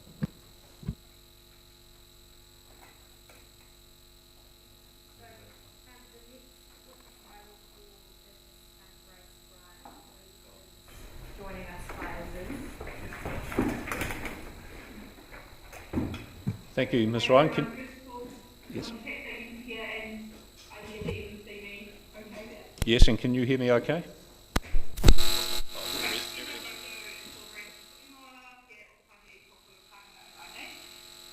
I'm zooming to you from Christchurch, and I obviously presented the transport evidence. I do want to go through the summary of my evidence just to emphasise a few key points. Okay. I just do sing out, by the way, if I'm unclear or if just something happens to the audio as well. Okay, so my name is Grace Ryan. I'm a senior traffic engineer employed by GHD. My evidence was given on behalf of JM Property Limited to assist in assessing transportation issues in relation to this proposed rezoning. I have reviewed the Integrated Transport Assessment, or ITA, dated back in December 2021, provided by GHD, and I've also provided technical support to the ITA and the concept designer. I've personally been to site as recently as July, and I have read the relevant reports prepared on behalf of the Dunedin City Council consideration too. I've also read the wastewater stormwater infrastructure assessment and geotechnical report by Fluent Solutions and Terra Management, design and construction, effectively. And these assessments touch on some aspects of relevance to the expected transportation effects of the proposal. These aspects include water supply for firefighting, type stormwater and wastewater drainage, and the type of retaining walls. In light of the discussion in these reports, I consider that the work anticipated by these disciplines will be compatible with the concept design prepared by GHD, including access for firefighting vehicles, inclusion of curb and channel for drainage, and then the good extent of retaining walls. I conclude that the vehicle trip generation from an additional 9 dwellings in the DF14 site will generate negligible additional transport movements and broadly would not require a different type of intersection control from the existing uncontrolled priority intersections of Portobello Road. The proposed upgrade of Bell Street and the improvement of the Bella Street-Portobello Road intersection included with this development will substantially improve the safety and access of the existing intersection and street, and would more than mitigate the minor adverse efficiency effects that would otherwise occur with increased transportation demand on Bella Street as it exists. I consider that the GF14 site has good walking, cycling and public transport connectivity both to the main area of Dunedin and also the Portobello village via the existing transport infrastructure and public transport services. This proximity can thereby provide reduced dependency on private vehicles, support mode choice, and provide future residents with good access to recreation, education, employment, immunity, and social opportunities. These outcomes are as directed by policy 2224 and 233. I consider the proposed rezoning within the existing urban area and facilities reflects policy 2621 and enhances existing access to community opportunity facilities. The improvements to Wells Street and at the Wells Street-Portobello Road intersection would address the existing core conditions of the transport infrastructure and represent a lower long-term maintenance and renewal cost to council, as directed by policy 2712. I consider that the proposed wider carriageway and new footpath supports the safe and efficient operation of the multimodal transport network as directed by policy 2721 and 2722. The upgrades will also address the existing core intersection legibility and existing lack of access for emergency vehicles and waste collection. Finally, I consider that with the level of analysis and 3D concept design undertaken to date, the effects of the proposal on the council's transport network will be less than minor to the Portobello Road intersection and substantially positive in terms of the efficiency and safety of Bella Street. Thank you. Thanks very much. Appreciate the very concise summary. And we have had the benefit of reading the rest of your evidence and your ITA. I've got an initial question, and I'll hand over to the panel. So the basis or some part of your evidence is to do with improving the current situation, which we found to be quite difficult to get in off the road into this access way, and you acknowledge that. Part of the I guess part of the trade-off is that this proposal will generate traffic, and I think if it's 8 or 9 lots, it might be in the order of 80 or 90 vehicles a day. Would that be fair? And being channeled down into this access, you're confident in your assessment that additional traffic would be more than capable of being safely accommodated on the site? Yeah. Is that your That's right. And there was one other thing to do with Ms. Irving's opening submissions, I think it would point B under transportation. If the neighbouring private access is also reconfigured, it will improve the legibility. What's the neighbouring private access? Is that one of the landowners next to the site, is it? That you're anticipating improving their access? Do you understand that point? If the neighbouring private access is also reconfigured, it will improve the overall legibility as well as street intersection. Yeah, if I understand you correctly, you're asking about the form of the intersection with the adjacent access being reconfigured with Bella Street so that it forms a wider intersection area and it is regraded both at the intersection of Portobello Road to create a flatter area that is far more legible and intuitive to understand that it is a public road intersection, yes, and it actually eases the existing site distance constraints past that conversation. That regrading has had an impact on vertical alignment for Bella Street. It means that Bella Street needs to then move up with steeper gradient to tie in with the existing access, which then formally would tie up Bella Street rather than Portobello Road. But that overall provides benefits to the existing residents. Thank you. I understand that now. Thank you very much. I'll just hand over to the panel. Thanks, Commissioner O'Malley. Thanks, Mr. Ryan. I've got two questions. One is about that private way in Weller Street. So that'll be a requirement then of the private way to be incorporated into a wider Weller Street. Is that the model? Yeah, a design could be developed with an alternative arrangement where that constraint was not applied, but it wouldn't offer the same benefits that the concept design indicated so far does achieve.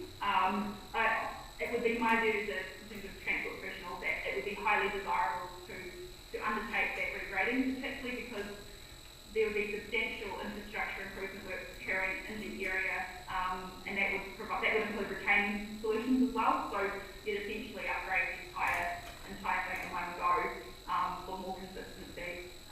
So that would be very much ideal, but there would, I feel confident that there would be an alternative design solution, but it wouldn't provide that wider intersection. It probably would be a one-way intersection operation similar to what it is now, and you wouldn't get the opposite benefits to those residents having that ease of access essentially.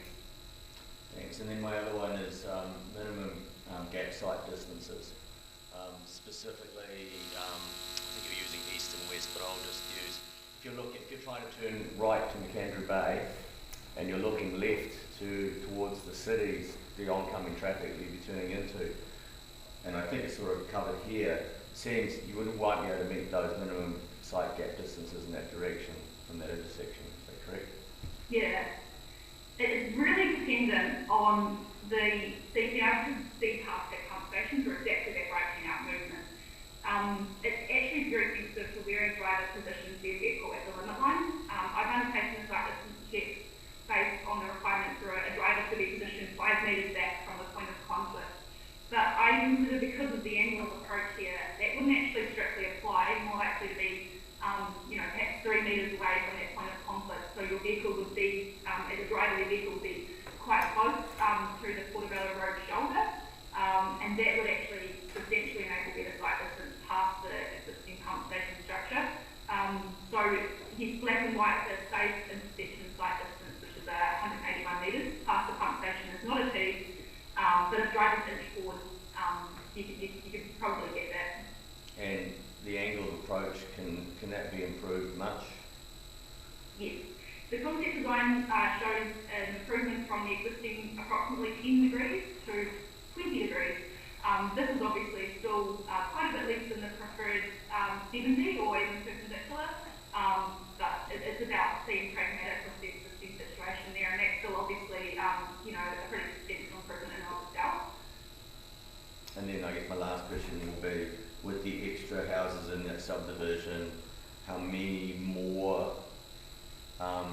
turning manoeuvres are we expecting at that new intersection compared to what we have right now? Oh, sorry, just to confirm, you're asking about the existing, the expected trip generation increase? Yes, that's it. Yeah, sorry. So it's roughly a doubling of the existing movements to what we're having now. But just to be really clear, we're talking a doubling of very low volume. So the morning peak, which is the left, we observed 9 movements there, so that would go up to around 18 movements in the morning peak. Obviously, that's a very modest volume, and in the morning peak traffic on Portobello Road, that's like 2 or 3% of what Portobello Road carries, about 3% in the PMP, so you wouldn't really notice it. And the daily variation on a busy road can be around 10%, so it's within the round variation. So you just said it would go from 9 to 18, but there's 9 new lots going in there.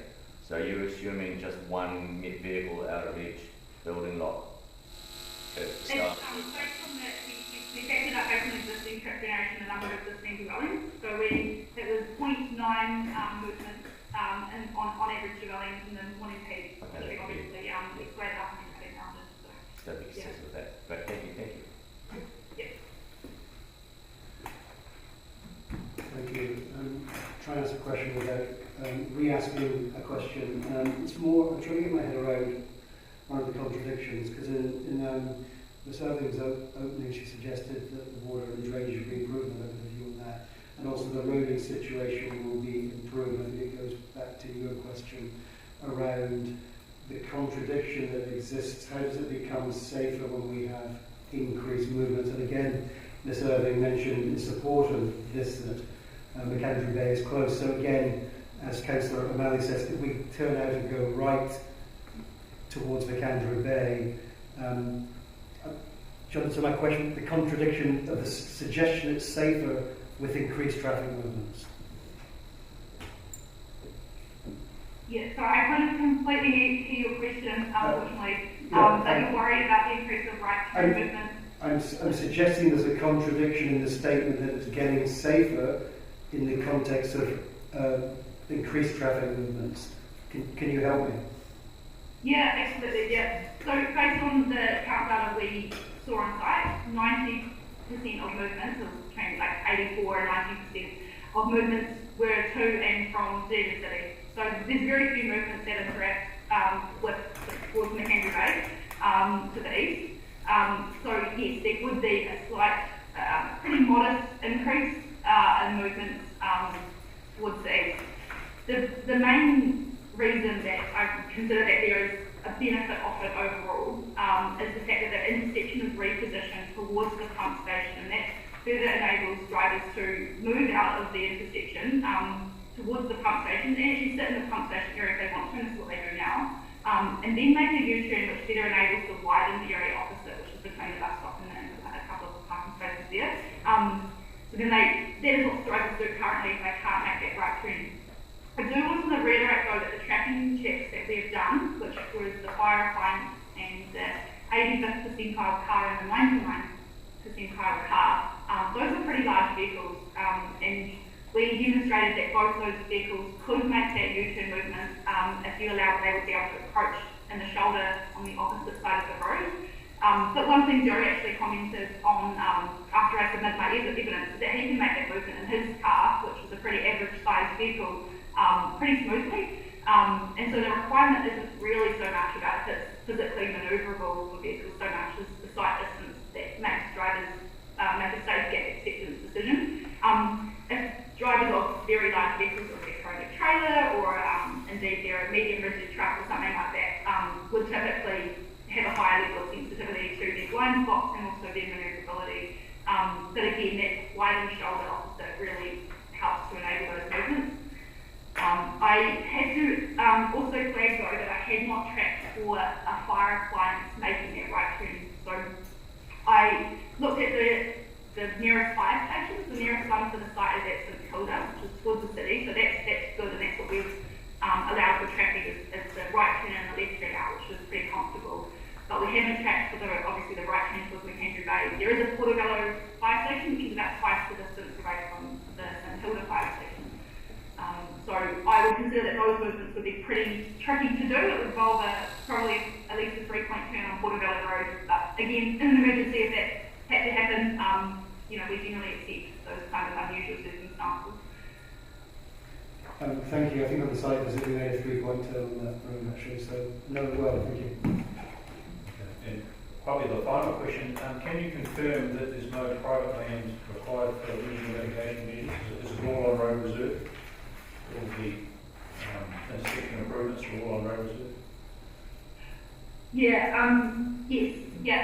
The improvements are shown within the existing cadastral boundaries. That includes the indicative retaining wall shown. However, we obviously haven't done the detailed design, which looks at its retaining wall solutions. I'm aware that there are some forms of retaining walls that may require like earth anchors or rock anchors or things like that, which would typically go back, and there may be easements required. I don't know, I'm speculating at this point, but there may be potential to consider that a detailed design if there's any encroachment. Conversely, the design has allowed for existing built encroachment within those boundaries. There's a garage that hangs over the road, and the design has accommodated that. Although, as you would have seen from the plans, it leads to a constriction with a bit of understanding of how that would operate outlined in my evidence. All right, that's probably as far as I can take it. I'll just make a point, and we'll be interested to hear the officer comments. If this rezoning hinges on the traffic improvements, we must be satisfied that they can be done without encroaching private land, because it's quite possible that the private landowners might be opposed to the development, and we don't want to make a decision that frustrates the development of the land if we go down that track. So I'll just put that out there for now, and appreciate that these are concept plans, but they look very close to boundaries. The lines have been drawn, so I'll just make that point. Okay. No further questions at this stage, so thank you very much. Right. I'm going to ask Mr.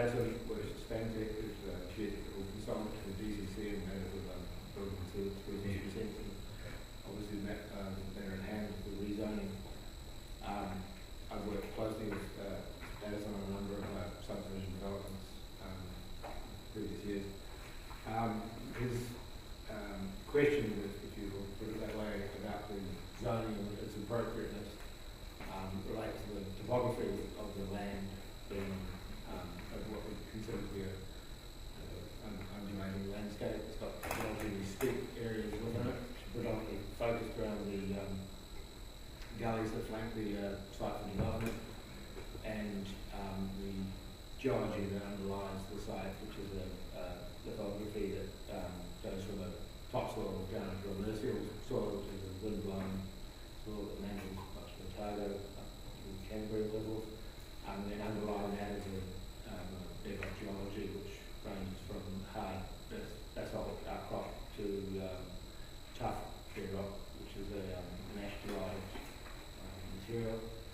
The variations in the bedrock do provide some challenges, and the peninsula region as a whole is known for having a number of shallow slips that occur regularly in periods of inclement weather, the most recent being July just past. So the points raised are quite valid.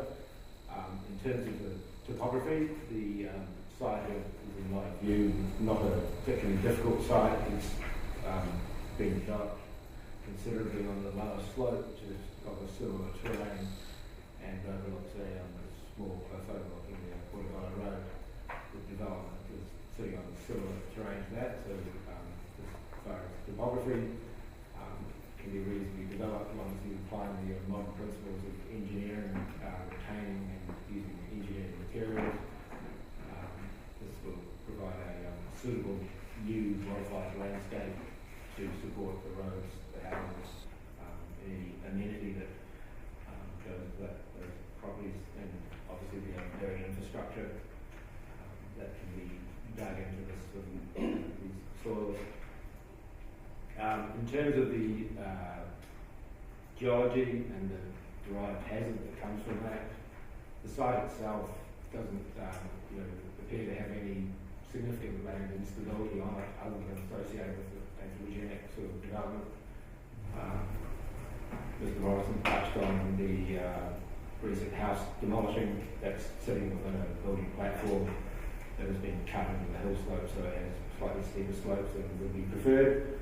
And again, we've noted that and applied a reasonable slope for those slopes to be graded out. And depending on the relationship of the new excavated or filled slopes to the current topography, where there'll be the need for retaining walls and other engineering solutions, bringing in better quality granular fills, for example, that can serve a steeper slope, or introducing drainage into the slope so that any groundwater that's encountered can be drained away in a proper manner and integrated into the stormwater and then subsequently discharged down onto the slope. So Mr. Patterson Stanbeck has maintained that the site remains zoned as a yellow or orange classification, which identifies that there is a medium risk or potential risk to development, and that by necessity requires engineering investigations and design to be developed that's appropriate to the topography and the development itself. Right, so thank you. So medium risk is generally acceptable, subject to design. Is that how is it correct way to summarise it? Yeah, that would be correct, yeah. Okay. All right, I've got no further questions. Maybe Steve, I think it's on page 2 of you, when you look at landslip map showing the landslip activities a fair way further back up the hill, is that correct? Yeah, that's correct. These are landslips which are recorded from aerial and site inspections. Probably go back to Professor Benson or March in the 70s. There's a report that records a lot of landslides in 1974, which picked up on those as well, which is a basis for the zone that you referred to as orange zone. Well, I think that's where I was going. Is that the basis for where the orange is coming from? Because you also make the point lower down the slopes of the development is no landslip. Correct. Yeah. So that is obviously the properties that sit down at the toe slope and could be potentially inundated if those landslides further up. They actually sit up above Hyperth Road, and they are no sign of any active movement. Obviously, that would manifest further up on Hyperth Road before anything would occur. And there's quite a lot of long distance to travel down to the lower slopes through a variety of gullies, which would actually divert any debris inundation down towards the gullies on the side. The site itself, the development is on a fairly gently pronounced knoll of land, which would probably be associated with, if you want to go back to the sort of original volcanic days, of some lava flow that produced a harder geological feature, which led it less preferentially to the softer flanking soils which rely on the gullies. Thanks. Any further questions? Sorry, just in relation to the engineering plans or subdivision plans, you've obviously prepared those with a bit of input into those, is that right? I noticed there's two versions. There's one that I presume is the one that went into the SNL, and then there's another one that shows the 9 lots.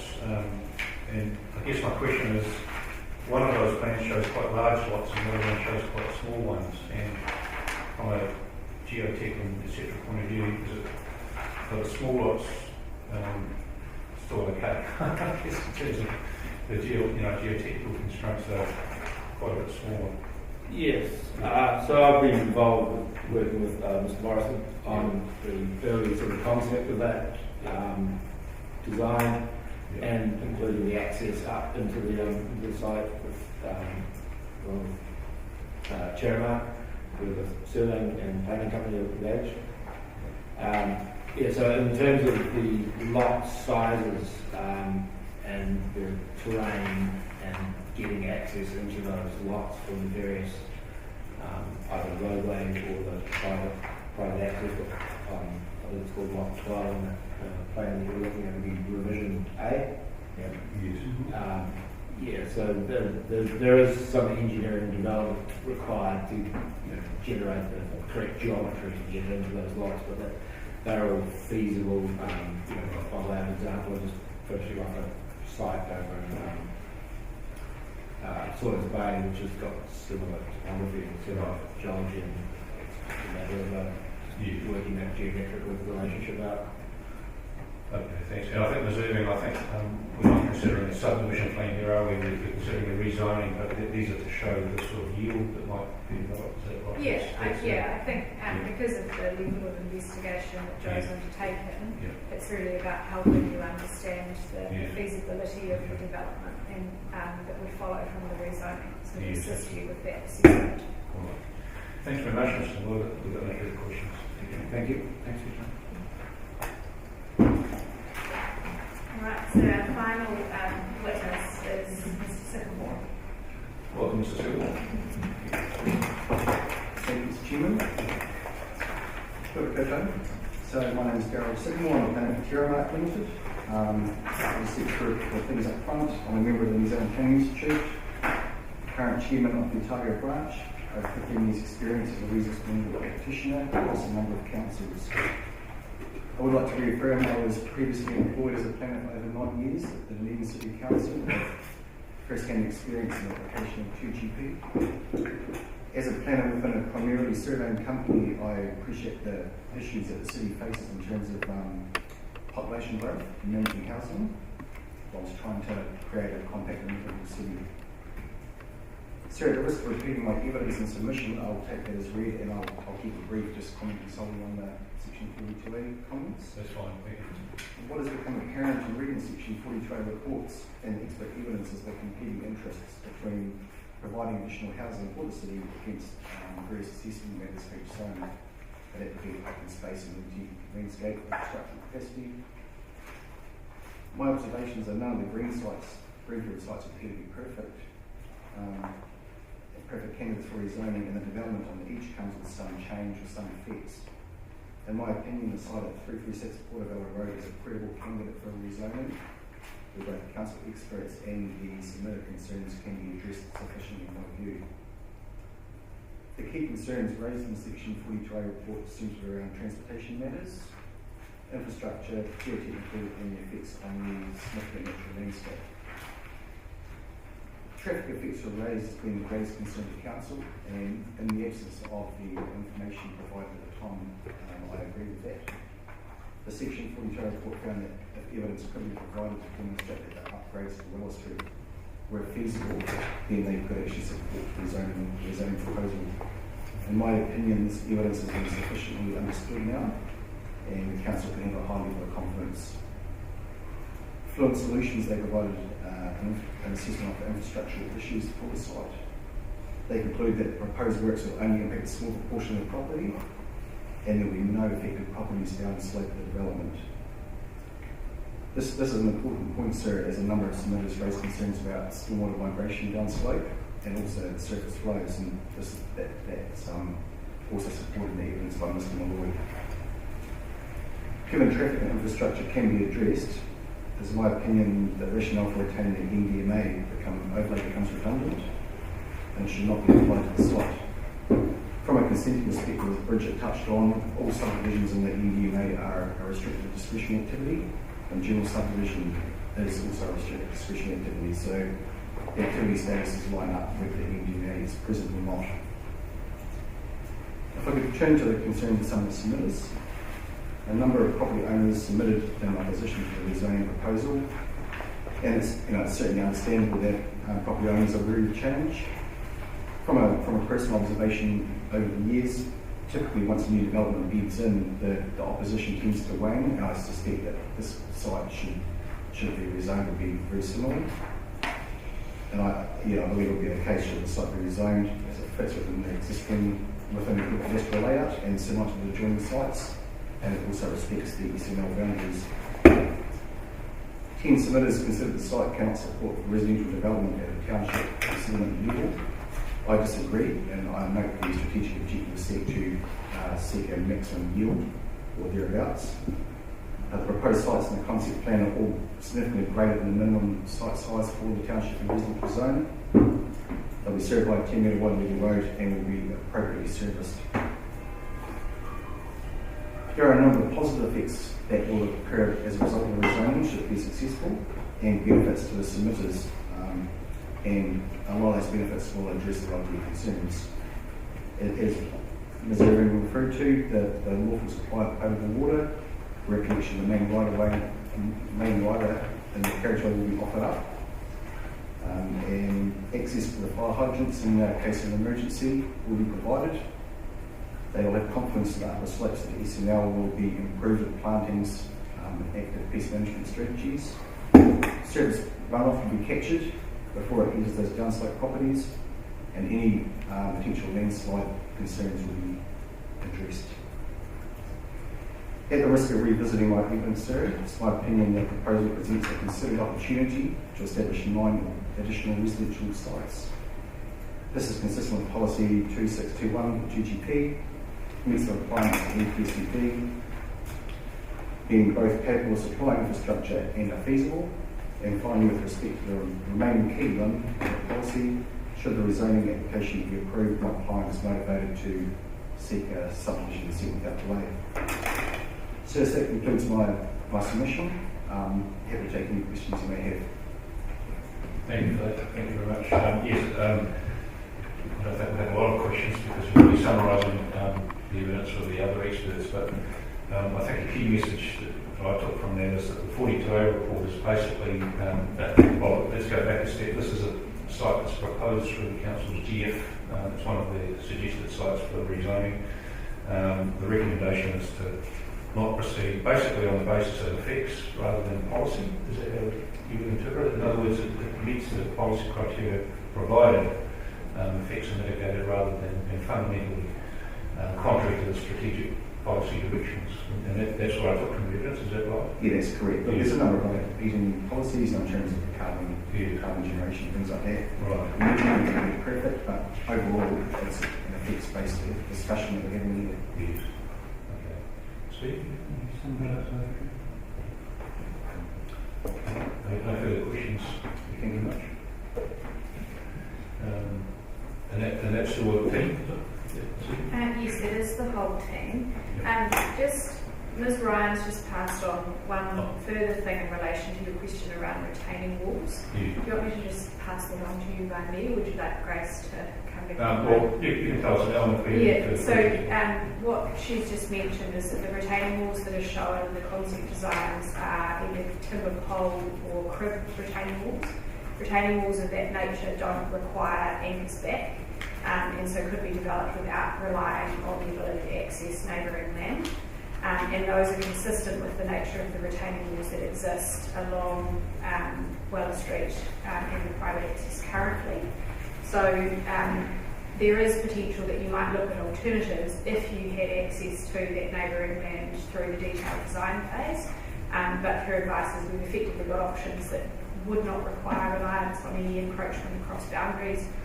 If that was available, you could look at other options through detailed design. So I think it's important to pass that on because I think it probably addresses the question you might have had from the officers. Yes, that's right. And what I took from that, it's just the retaining walls that would potentially encroach, but the evidence is that there should be a way to design around that.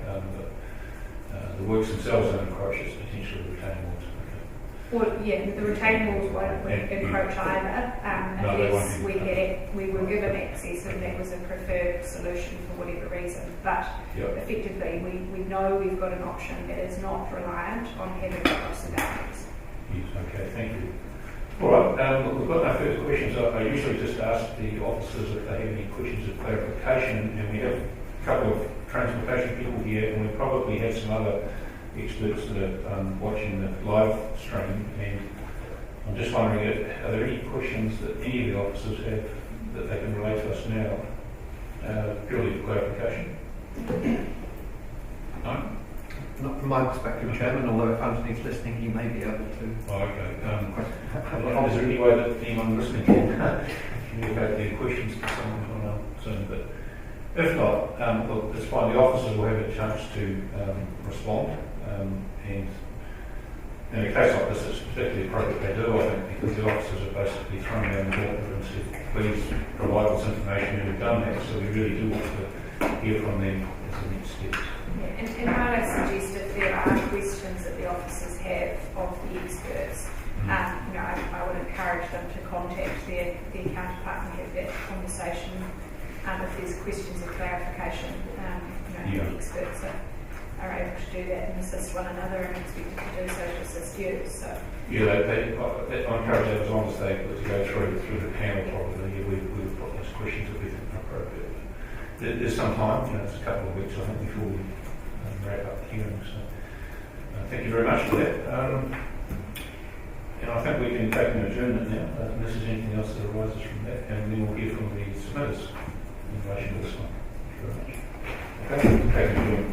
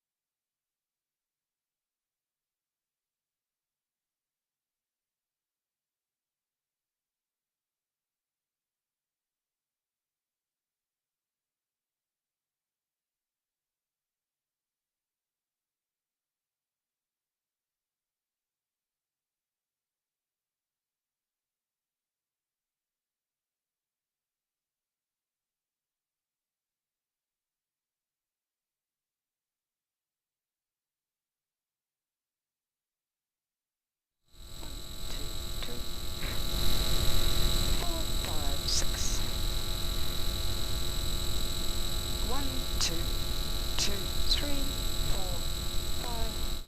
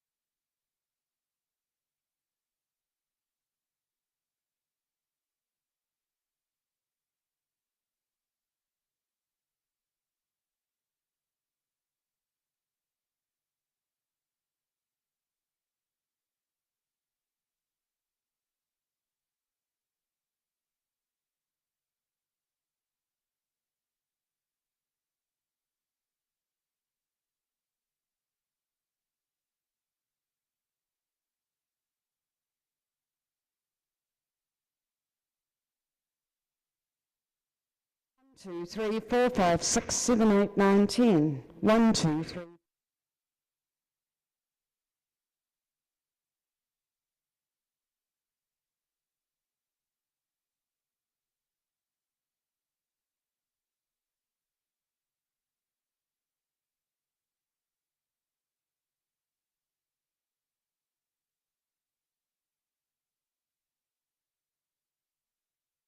2, 3, 4, 5, 6, 7, 8, 9, 10.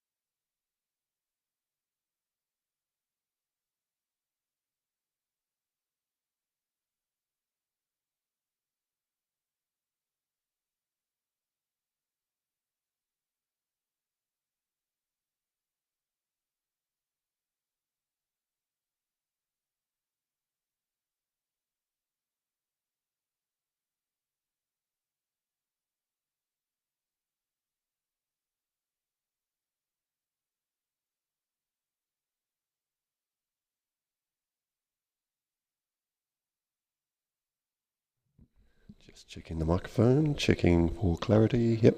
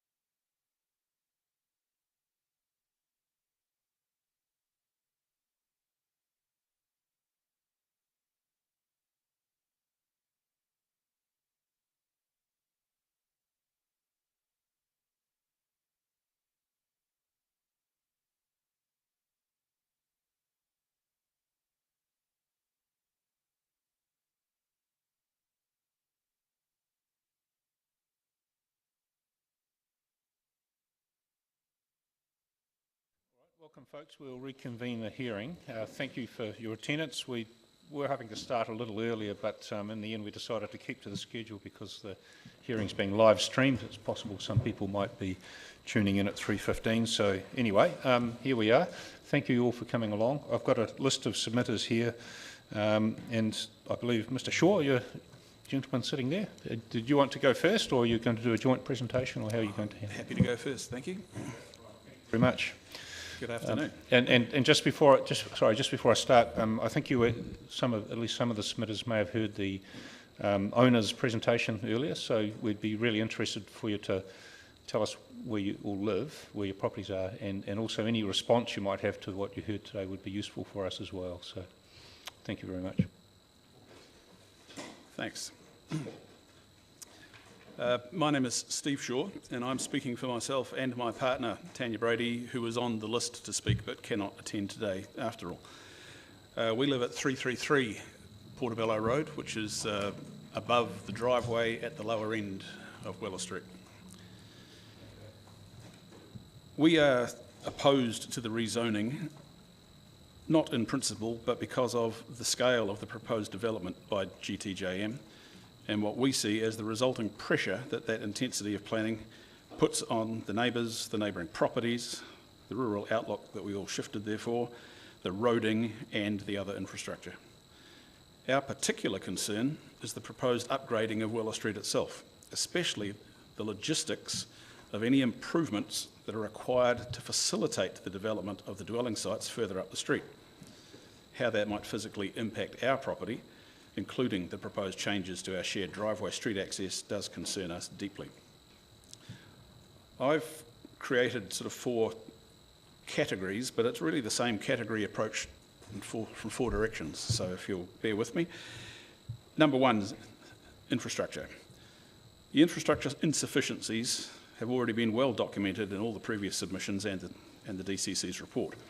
But to those issues already identified can now be added that the sewage pumping station is currently not even working properly again, even with the current number of dwellings. And also, recent heavy rains created yet another silting into the harbour, as well as excess water coming down Weller Street.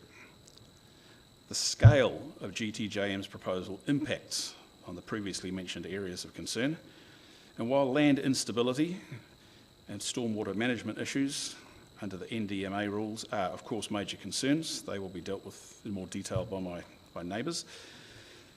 So is the very application to have this new development mapped area revised, and also opposing the imposition of any infrastructure conditions. This apparent reluctance to conform to the current rules surely seems to be about maximising the scale of the development, and it's the scale that we are against. The second category of concern is the professional opinions. We appreciate that some aspects identified in Appendix 612 of Section 32 and in our initial submissions have been partly addressed in proposals and the professional opinions submitted by GTJM. But we do not deem them to be addressed, to have addressed the issues at a level that makes enough positive difference to how the existing residents go about their lives. Specifically, for Tanya and I, the transport report submitted by Traffic Engineer Ms Ryan, it's the scale of the required engineering to improve Weller Street, including any excavating, retaining, and the stormwater management, and the safety features, and addressing the intersection with Portobello Road, is just not proportional to any improvements expected to actually occur. Many of the points made in the report are highly detailed current situation notes, but not really practical solutions that radically improve upon the most recent intersection upgrade made in 2020, that ironically the writer was herself involved with. This report supports the GTJM proposal to improve the current situation, and that's laudable, but it does not manage to quantify any of those benefits of those changes sufficiently for us. We don't feel that it's a feasible benefit because the input required far outweighs the hoped for incomes. Now, connected to that, point number 3, this is a bit vague, but bear with me. Just what is Weller Street? It is currently only a street by name. It is, to all intents and practical purposes, a shared driveway. It is not treated as a street by mail services, by rubbish collection services, and it's not maintained as a street by the DCC. Where and how it changes into a shared lane or to a private road is also not clear, and Google Maps have got it terribly, terribly wrong. All addresses are Portobello Road addresses, not Weller Street addresses. The plan to modify our neighbouring shared driveway in both gradient and in connection or access in order to ease any proposed improvements of Weller Street is not desirable to us, as it both physically complicates our street access from separate access for 3 addresses to shared access for over 20, and it makes our Portobello Road address into another of these street versus address anomalies. Weller Street already requires DCC attention, which, if addressed, just might make it adequate for limited development. But to cynically claim that it now needs to be considered a real street and upgraded for the developer's purposes just does not seem to be acceptable. This proposed upgrade is not for the betterment, for the betterment of the residents or for the safety of the intersection, but it's to, but it's to facilitate the proposed development, which we think is just too large. The scale of the proposed development is the issue, and improving Weller Street is not a proportional or a feasible solution. The next point is about the encroachment on the SNL. While this has been modified, it was planned in the first proposal to facilitate a maximum number of proposed lots. While the process so far has already reduced that number from 12, where 9 of them were in fact encroaching the SNL at the time, down to 9, this is still too many, when a feasible capacity of 5 was the DCC starting point recommendation. These recent changes to the SNL should already be leading to a further rethink on the number of lots proposed. Proposing less of them mitigates any encroachment at all on such out-of-bounds areas. And lastly, we're concerned with liability, because our house is directly above the lower end of Weller Street, where the excavations and the major retaining are proposed and where construction traffic will be passing. Our house insurance specifically excludes damage resulting from either land removal or from land vibration, both of which will be occurring. EQC will only commit to a maybe if any subsequent slippage, even years later, coincides with areas where land was previously excavated or retained. Appropriate insurance is presumed, but the passing of liability for it from one party to the next over time does not inspire us with confidence. While any damage to our house caused by disturbing the foundations might be remedied, we might well be majorly inconvenienced too. So in conclusion, we oppose the rezoning because, should it be approved, we think the plans are out of scale with the existing community, planning too many dwellings on a site that is limited by geology, ecology, infrastructure issues, poor quality access, and it affects we, the neighbours, our lifestyles and our properties more negatively than positively. Thanks. Thank you very much for that statement, Mr. Shawk. Were you reading off some notes there? That would you be able to provide those to us, do you think? It'd be really useful to have that. We've been making our own notes, but you covered a lot of material there, and thank you for the effort you've put into that. Just to clarify, I've got a map that shows number 335, and I think you said you were 333, is that right? Yeah. So is that's not showing up on this plan, is it, your property, is that right? I wonder if I can reach. Can you stand up and just point to it? Yeah.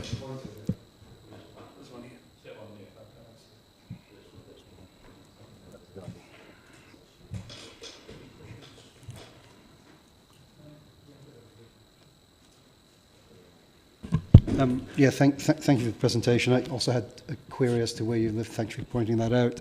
Just to clarify, do you oppose completely? You talked about scale quite a bit, or so do you oppose completely, or do you have a scale level that would be acceptable? Because you mentioned scale multiple times. Trick question. Yes, we are happy for rezoning to occur in principle. We're happy for having a subdivision in principle, but we think that even 9, when the DCC recommended 5, is pushing it. We don't know what the right number is. We're not the experts, but we're pretty sure that if the council recommends 5, then 12 as an initial play down to 9 still seems to be taking the mickey to us.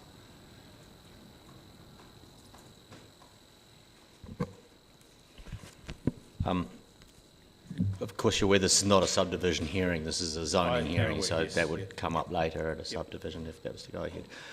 My question is over your private drive. So that, from what I got from the expert evidence, was that's actually on a road reserve. Is that the case? I'm not exactly sure how it's defined in terms of where the drive even starts. We are the driveway that is slightly uphill. Yeah, I remember we did the site visit the other day, so I know exactly where you're talking. Yeah, that one. Right. And I guess that will be something we'll clarify as we go forward as to whether it's on road reserve or not. I guess that's it really, because so you don't know the answer to that, so we'll go and find the answer to that. Thanks. Yeah, just a follow-up question. The 5, you talk about the council recommended or advised 5. Was that as part of this report, or was that something else? That was in the original, what's it called? The Appendix 6.12 of the Section 32 document. Yeah, yeah. No further questions, but yes, if we could get a copy of your notes sent through, that would be excellent. Thank you very much. Okay, right. Well, if you've got a hard copy now, we can get it run off while you're here, if that's all right. I can whip out my laptop and send one to you. Okay, that's all right. Thank you. So, Mr. Shaw, that was you, and Tanya Brady, and the gentleman who's sitting there is Mr. Haraway, is that, and Ms. Walker. That's right. Okay. So, who would like to go next? I'll pick one. Susan Walker.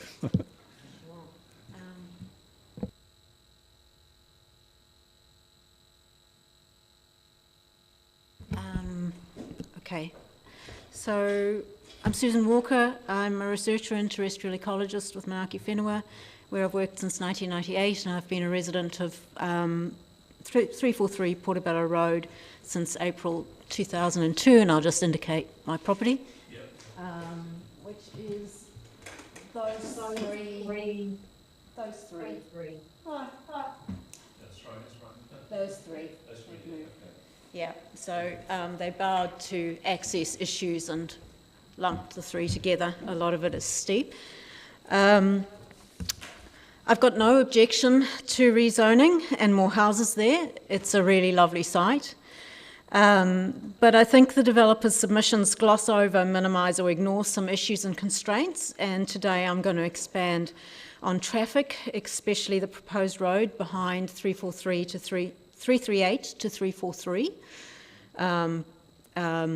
and alterations to Weller Street. I'm going to talk about a few technical considerations and some major effects on neighbours not mentioned in any of the material you've heard today.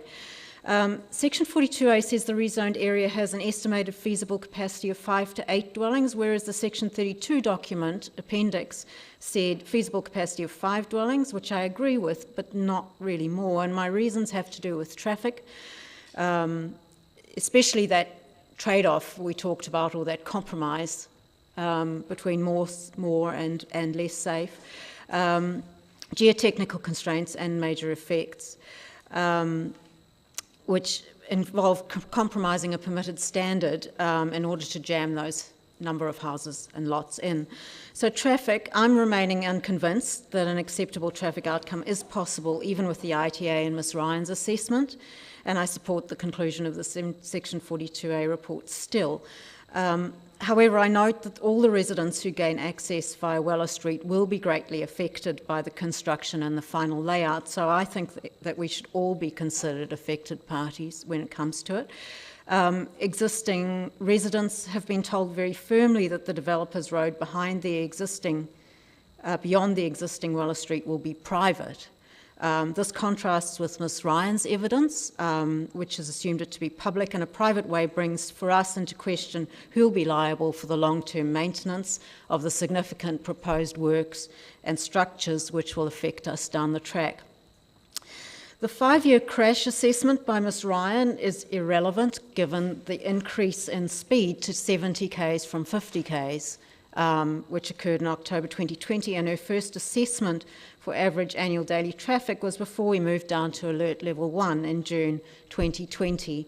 So I think she relies heavily on these estimates, and I think she should have fronted both of those problems with them.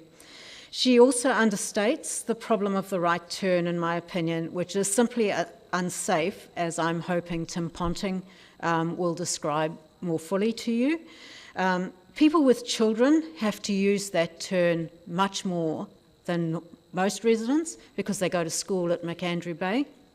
And so they're overrepresented. And because the solution doesn't alter that lack of safety and the speed at which people approach from the east, I disagree with her assessment that the new design will significantly improve the safety of that intersection. Even with the minimised daily statistics she uses, I think a 2 to 3% increase on peak flow on Portobello Road is quite significant from one small development and cumulative. The subdivision is also, in my opinion, going to lock in increased car use, and that's because it looks to me that it's going to worsen safety for existing cyclists, and it doesn't cater and is inappropriate and probably unsafe for new residents to use bikes. I could go on about this, but I'll just say the steepened and steepening run out from Weller Street onto the main road. Many more slope changes are really not ideal for cyclists. Curb and channel and bikes taking evasive action don't mix well in my experience, to the detriment of the cyclist. 16 to 19 degree concrete slopes over hundreds of metres seem likely to be a hazard for children learning to drive and a strong disincentive for the adults to actually fulfil stated intentions to bike. And it would have been nice to see cycle safety more fully assessed. Ms. Ryan also didn't assess the safety of access for residents of the lane, and I'm one of those, from 338 to 343 and 346. And so the existing lane, which was the historic track down the peninsula. For example, there's a new and very steep rise just below 338, which may be a blind rise on a single lane that takes two-way traffic. And she didn't really acknowledge that existing lane residents are going to continue to trundle their waste and negotiate newly greatly increased slopes because no waste truck is ever going to come up our lane. A very significant issue that hasn't been mentioned today for the lane residents is that the proposal seems to assume that the council is going to waive the permitted standard setback, and this is Rule 8A54, which is a general Dunedin rule, to the retaining wall for the developers' road along the back boundary of our properties. So that is right. It proposed to be right on our boundaries. This isn't mentioned directly in any of the evidence, and the present residents, although I don't speak for the close relations at 340, are not going to assent to this if we have the choice, but we've been told that we won't be considered affected parties in a subdivision proposal. It would have large adverse effects on us and would not be or support, we think, best practice in urban design outcomes. We think it's a major issue that is probably being downplayed. We're worried that the effects of the major wall and associated earthworks right on our boundary might also not be fully assessed because the total site is 7.3 hectares, and so they could fall under the major earthworks threshold. Don't know, I haven't assessed it. Despite being wholly concentrated in that new zone and much of it right up against our boundary. And so we think we're affected parties. The setback standard, as far as the wall is high, would provide a key buffer for us to geotechnical failing of the retaining wall. It'll be especially important if, as we're told, the new road is going to be private, because we know, as lane residents, lane owners in common, it's difficult to achieve enforcement with a dispersed private body. And I understand the council acknowledges this issue. But in any case, the setback's a critical buffer from substantial associated footing excavations on geotechnically problematic land.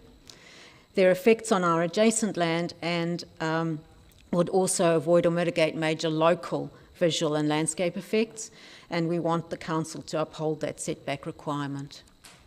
So the neighbours are very pleased that Stantec upheld our geotechnical concerns from lived experience and the requirement for detailed geotechnical investigations, advice, testing, and so on.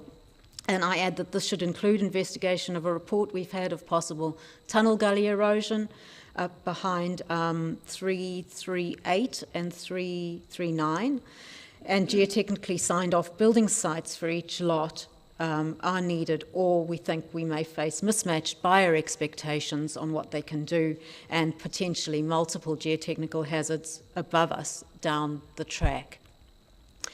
What Mr. Malloy's report calls good ground is tough, and he acknowledged today that those underlying so-called base rock variations are problematic. So tough is slippery layers of volcanic ash.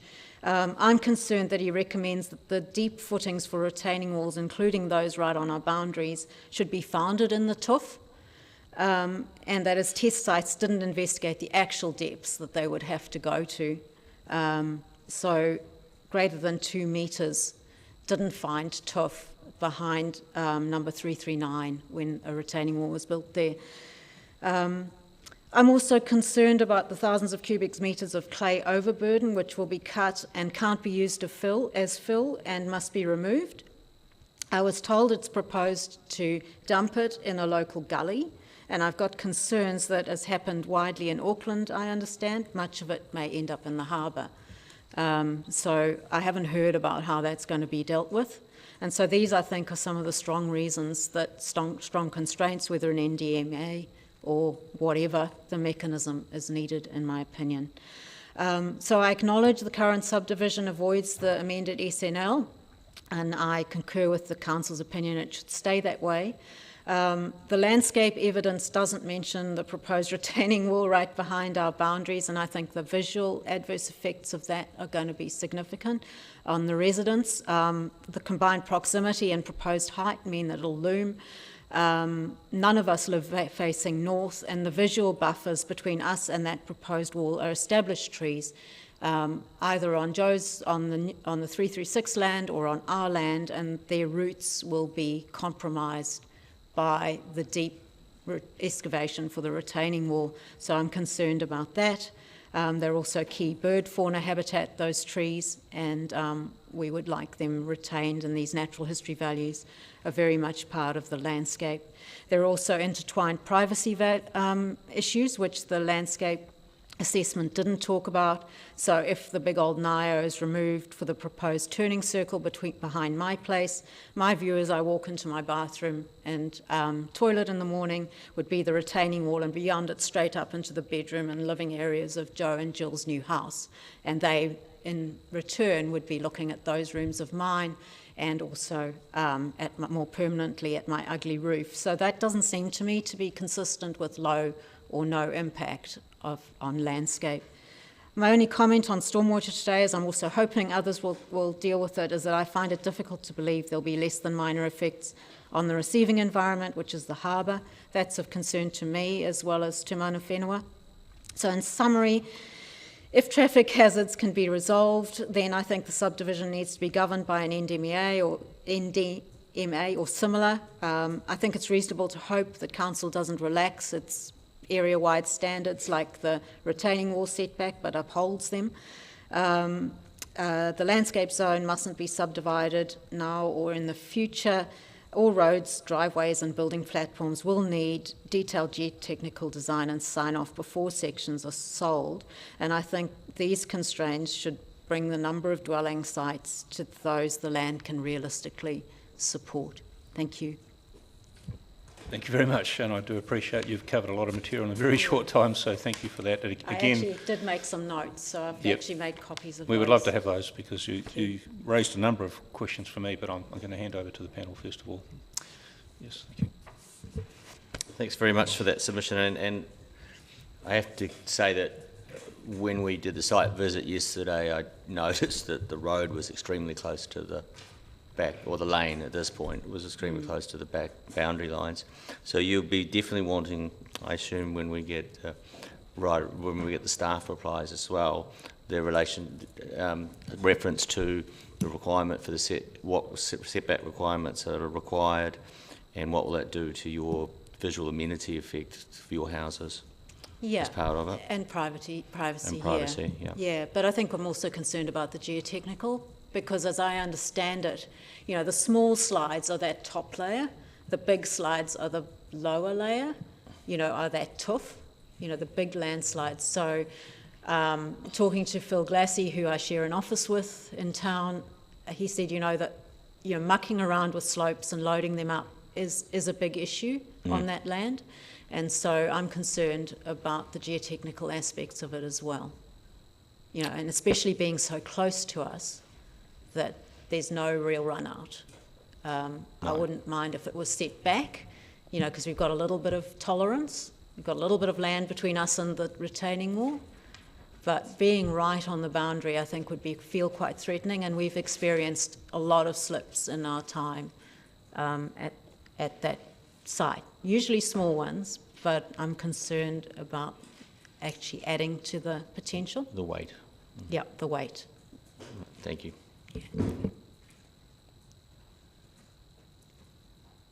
Yeah, thank you, Ms. Walker, for the very comprehensive overview, and it would be great to get the notes. One question: this morning's evidence suggested that that they're suggesting that the stormwater situation will be improved with the development. I think you said you have some major misgivings. Can you just reiterate what they? I think you mentioned the discharge into the water, into the harbour. There's going to be a lot more hard surfaces, and so I understand that. Yeah, so. And we already have, you know, a lot of sediment going down into the harbour. There's also an issue actually with my property, which I didn't mention, which I'm the one that won't have a road with a with a drain between me and the new hard surfaces. So that one's not been explained to me, how that stormwater will be mitigated. So no commentary on their suggestion that there'll be improvements with the stormwater situation? I certainly think the runoff down the road, there's lots of potential to actually improve that locally, but the harbour is still the ultimate receiving environment, and and so fewer hard surfaces is better. Yeah. Thank you.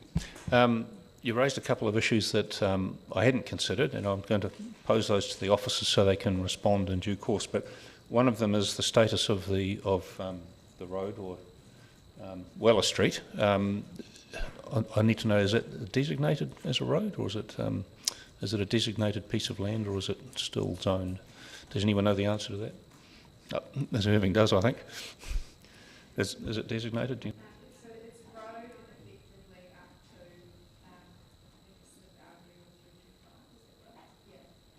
and then there's right of way. It's a right of way. By the benefit of. Okay. Right. So okay.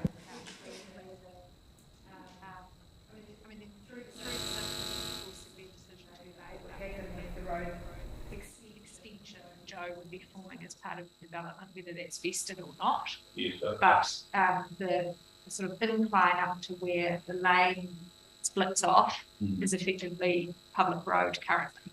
All right. The reason I asked that is that it's triggered about the retaining walls and the consenting regime that might apply, whether it's legal road or private land or zoned land, will have an impact on how those consents are processed potentially. But that's why I'd be interested to know what the legal position is. And the second one was the status of the affected party status of neighbours under the NDMA versus non-NDMA. I'd be interested to know whether it still comes down to an assessment by officers as to who's affected, and I suspect that's true, so that my suspicion is that the neighbours would not be automatically ruled out as being affected parties either way, but it would be useful if we could be advised about that. Whether the NDMA is critical or not when it comes to affected party determinations would be something I'd like to know. But you made your point, Ms. Walker, about that. And I think that was all I had, road status.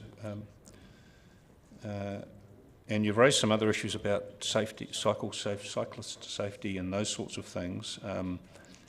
And I suspect we didn't get a chance to ask Ms. Ryan about that because of the shortened presentation, but we will go back and look at the assessment of that, and if the traffic or transportation officers can respond to those concerns, that would be useful to us as well. But thank you very much. I've got no other. You've got a follow-up question? Yes, thank you.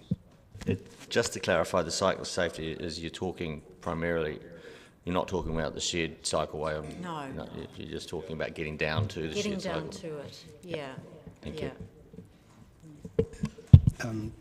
You brought up so many pertinent points. I do have another one. It's around the suggestion that you were suggesting that you will still be required to wheel your waste bins down to the bottom for collection.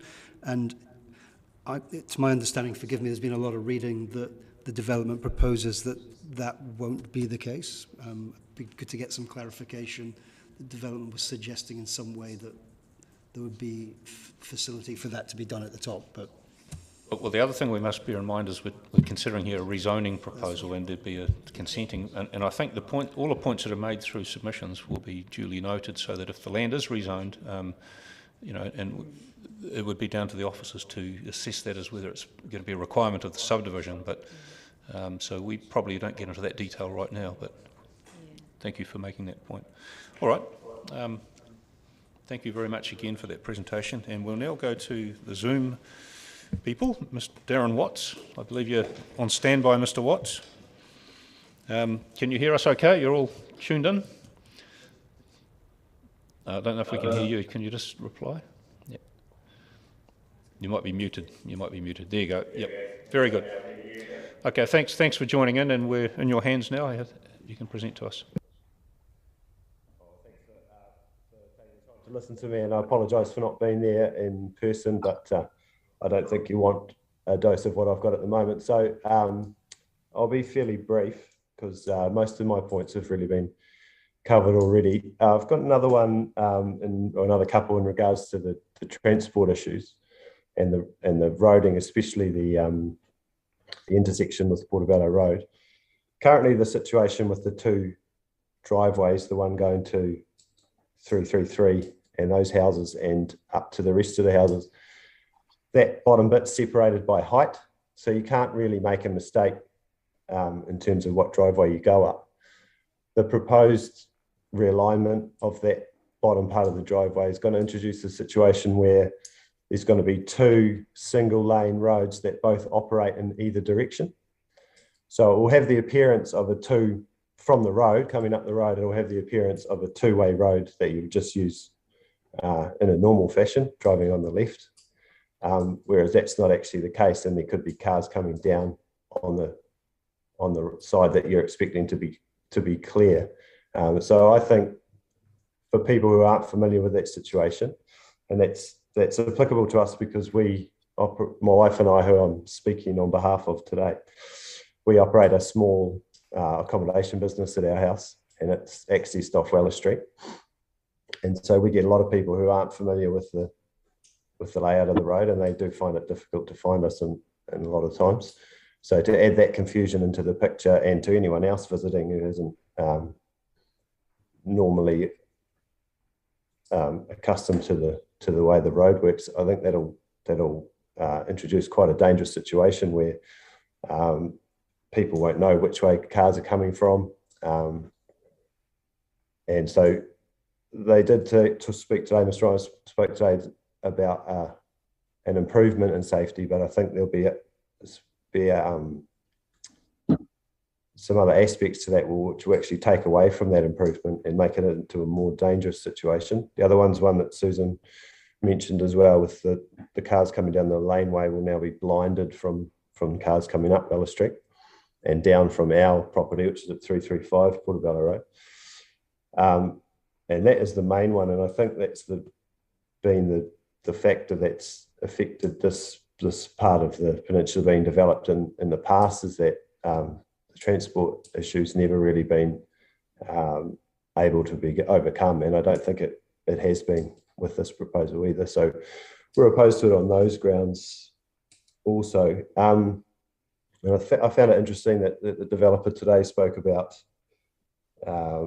creating a good environment in terms of the fact that he's going to be living there also, and that's where his interests lie. But then they're not prepared to go under the NDMA, or they don't want to go under the NDMA, which is really the best practice for the area. So we're concerned about that and whether those standards will be upheld if that's put to the side. It's our main problem with that. So we want that NDMA to remain in place if the rezoning goes ahead. And probably finally, I think the geotechnical stuff, and obviously I'm not an expert, but we've had at least 3 slips on our property in the 10 years since we've been here, and you know, it's similar landscape to what's being proposed to be developed. So 3, and they've been considerable. One of them costs about $50,000 to repair.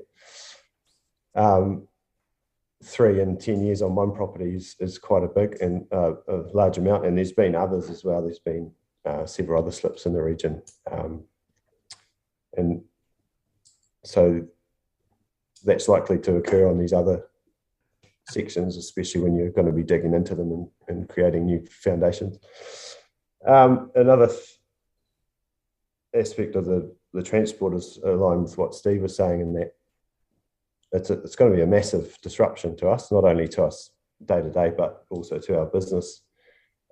We both also work on call at the hospital, and we sometimes need to get there fairly rapidly. And so if that road's blocked off for construction purposes, that we won't be able to fulfill our roles there, and it'll also have quite a detrimental effect on our business. We'd effectively have to shut it down for a period of time because of the lack of access to the property.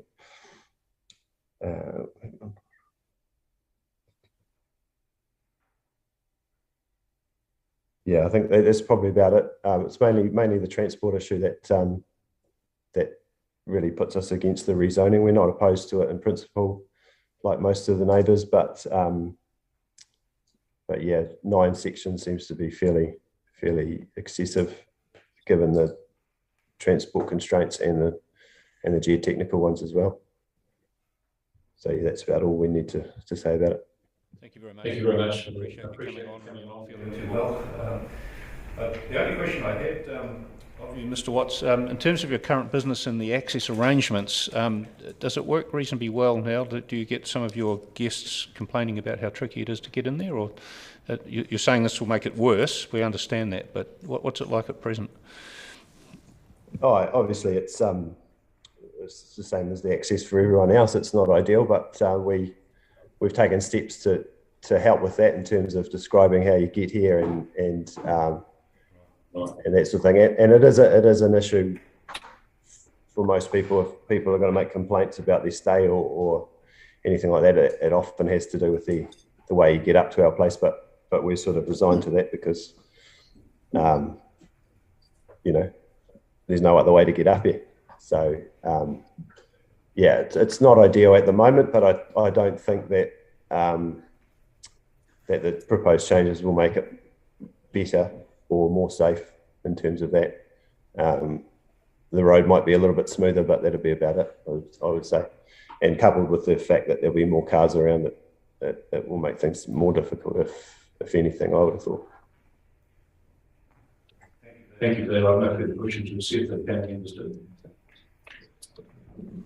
Thank you, Mr. Watts. It's just your comment that you've had 3 slips on your property in 10 years. Is that correct? Is that what you said? Do you have any record of that? Like any actual records of the slips? I mean, at the moment, yeah. Oh, okay. So to qualify that, one of them was fairly major. The other 2 have been fairly small. We've had, I think, for each of them, we have had small payouts from EQC, or a large payout for the larger one, but the other 2 have been paid out by EQC. Yeah. Okay. And there was one actually a few years ago that came down onto Weller Street from in front of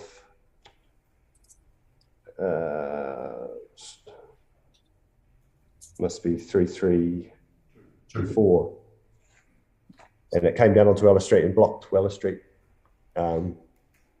quite considerably, and there was some remediation through that as well, but that slope doesn't seem to be that stable even now. It still has a little bit of shifting every time it rains.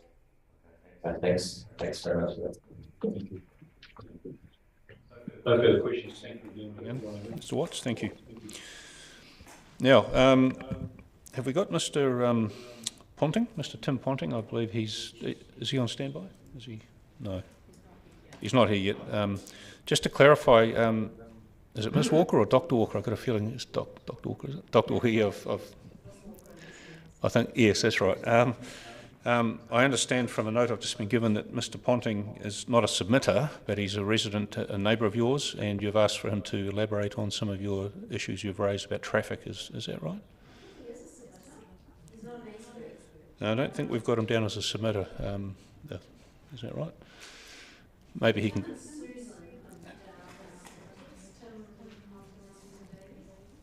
What was the other? Sorry, I don't know whether he's technically a submitter, but he's a neighbour on the lane. And oh, okay. Yeah. Oh, okay. Yep. So there is a submitter by the name of Davies, I believe. Is that right? Yes. So he's entitled to speak. It was just a question. Yes, I think so. Sometimes we allow, a witness to be called on your behalf and to elaborate on things, but he's on now. Okay, is that right? All right. Yeah. Okay, so we might take him now, if that's okay. Mr. Ponting, if you can make yourself visible and it's coming on. What's his name anyway? If he's not there, we'll go to another one.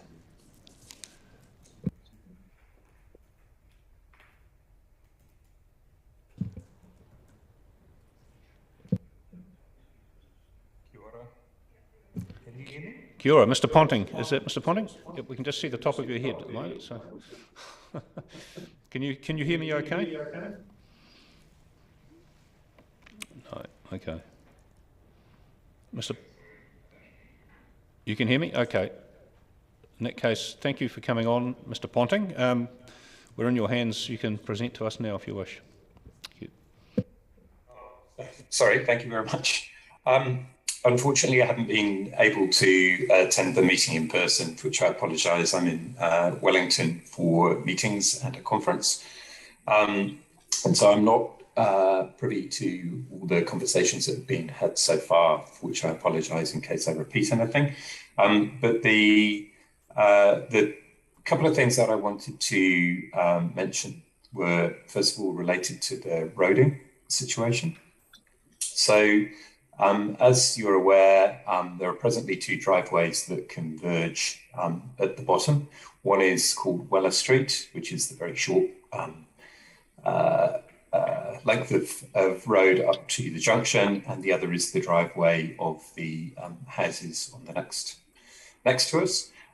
The junction at the bottom has always been very dangerous. In fact, some of the previous residents on our little goat track that we like to call Weller Street actually found it extremely difficult and stressful turning right onto the Portobello Road. So, for example, taking their children to the school. Before the road was widened, it was actually impossible to turn right without doing a three-point turn, which meant that you always had to go down to the driveway next door and reverse up that driveway in order to turn right safely. When the road was widened, the initial plans didn't actually allow for a turning circle that was wide enough, but my partner and I went and talked to the very nice workers who were putting it in, who actually moved a couple of the concrete blocks just slightly, such that it was just about possible, if you hit the angle correctly, to turn to the right.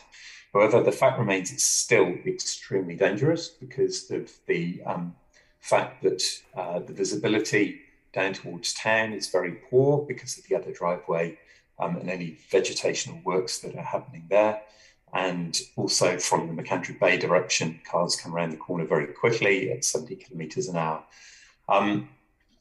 So in relation to the new development, there's been some conversation about the new roading being a significant upgrade for the present residents and for everybody in the new development, and also the current crew. But as far as I can tell, the situation at the bottom is going to be exactly the same, just with a wider road hitting the bottom, and similar issues with traffic speeding around that corner, and no change to the turning circle to turn right. So those who are more nervous will continue to drive down to the Gums to turn around, which is the driveway a lot further down, which in itself is quite dangerous, as that's also on a blind turn, and also there are cars coming down not expecting people to be turning into that area, the bottom of their driveway, to use it as a turning circle. So the other aspect of this that is just very concerning is it just seems crazy to me to have to build this enormous engineering feat to actually accommodate a larger number of houses on the section at the back. As I'm sure has been said on many occasions, we all understand the need for more housing in Dunedin, and absolutely are in support of the development taking place behind our residences. It's a sensible thing to do. But if the number of houses is kept to a point that was, I believe, originally suggested by the council at 5 homes, somebody I'm sure can correct me if that's wrong, but there would be no requirement for this gigantic roading exercise at the bottom of the driveway, which won't actually make the driveway any safer, and will simply result in a vast amount of concrete, along with presumably adequate storm drainage, but an awful lot more runoff into the harbour as a result of that. It seems to me entirely more sensible from our perspective that a more modest development with a smaller number of homes at the back, which would allow a single carriageway road, so really the continuation of the status quo, would be more sensible.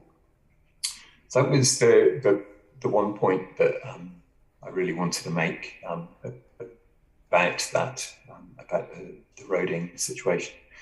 And the other point is one that, again, I don't know whether this has been covered already, but I think there's a very sensible concern from many of the residents over water supply to their properties. The developer has been kind and cooperative in their words about not wanting to cut anybody off from their water supply, and I'm sure that is true. It's not in anyone's interests to do that kind of thing. However, my understanding of the situation is that once the new sections for development are sold, then it really is incumbent on the new occupiers. So if there are any pipeworks which run through their properties which are don't have easements or aren't consented, then it's a whole new set of negotiations with anybody who has bought a section up there, if they have any unconsented or pipeworks which don't have easements. So it's really to register a concern around the long-term provision of water supply to the existing houses on the driveway off Willard Street and on the other driveway. So, sorry, thank you for your time, and I hope I haven't been too repetitive. No, that's fine. We appreciate you spending time to pass those concerns on. I have no particular questions, only because I've had them answered by some of the other submitters, but I'll just see if the other panel members do. Yeah. No, not at this point. Again, that's because we've had those questions answered already, but it is useful to get your perspective. Thank you very much for that. Yeah, thank you. And one other question that I've got for the officers is this business about we're not considering a subdivision plan. We've got indicative plans showing 9 lots and so forth, and there's been a lot of discussion by submitters about the number 5. as I understand the situation, if we were to rezone this land as requested, a subdivision application would be made and council officers would assess that subdivision, and depending on the impacts on traffic and stormwater and all of the other considerations, they might request a reduced intensity, they might authorise what's been shown here, but the number of lots is not up for this panel to decide upon. That's my understanding, and if that's correct, it would be useful to know that at some stage. Thank you. All right, unless of course the panel was of a mind to put some sort of caveat on the development, which would be unusual, I would have thought, but that's just something I'd like to have addressed later on. A follow-up question? This one actually will be with the staff as well, and it's been raised a couple of times, and that's the potable water connections. And I noticed in the 42A report it was said that if this subdivision was to go ahead, there would be a requirement for a new connection. So can we just get clarity as to how that would affect the existing parties and the existing houses, and whether or not their connections are legal at the moment? Okay, thanks for that. This is what we're going to be doing throughout the hearing, by the way, is passing on any questions we have to help the officers respond to us later on. Now, I understand that Mr. Ponting was allied to Susan Davies, so that we won't be hearing from her individually. Is that correct? Yep, I think that is correct. Okay, so the next one we had down on the list was Ron and Christine Wheeler. Are they present? No. Okay. And Anita Chan and Neil Haraway. I think Mr. Haraway is sitting up at the front there. So we'll hear from you now, Mr. Haraway, and then we'll see if there's anyone we've missed. Thank you. Thank you. Tēnā koutou katoa. I'm Neil Haraway speaking for myself and my wife, Anita Chan. We live at 332 Portobello Road, accessed by the driveway immediately west of Weller Street. I'll point that out if you wish. Yep. So this is our property here, accessed by the private driveway, which is shared by 330, 333, and ourselves. Okay, thank you. Clarifying that.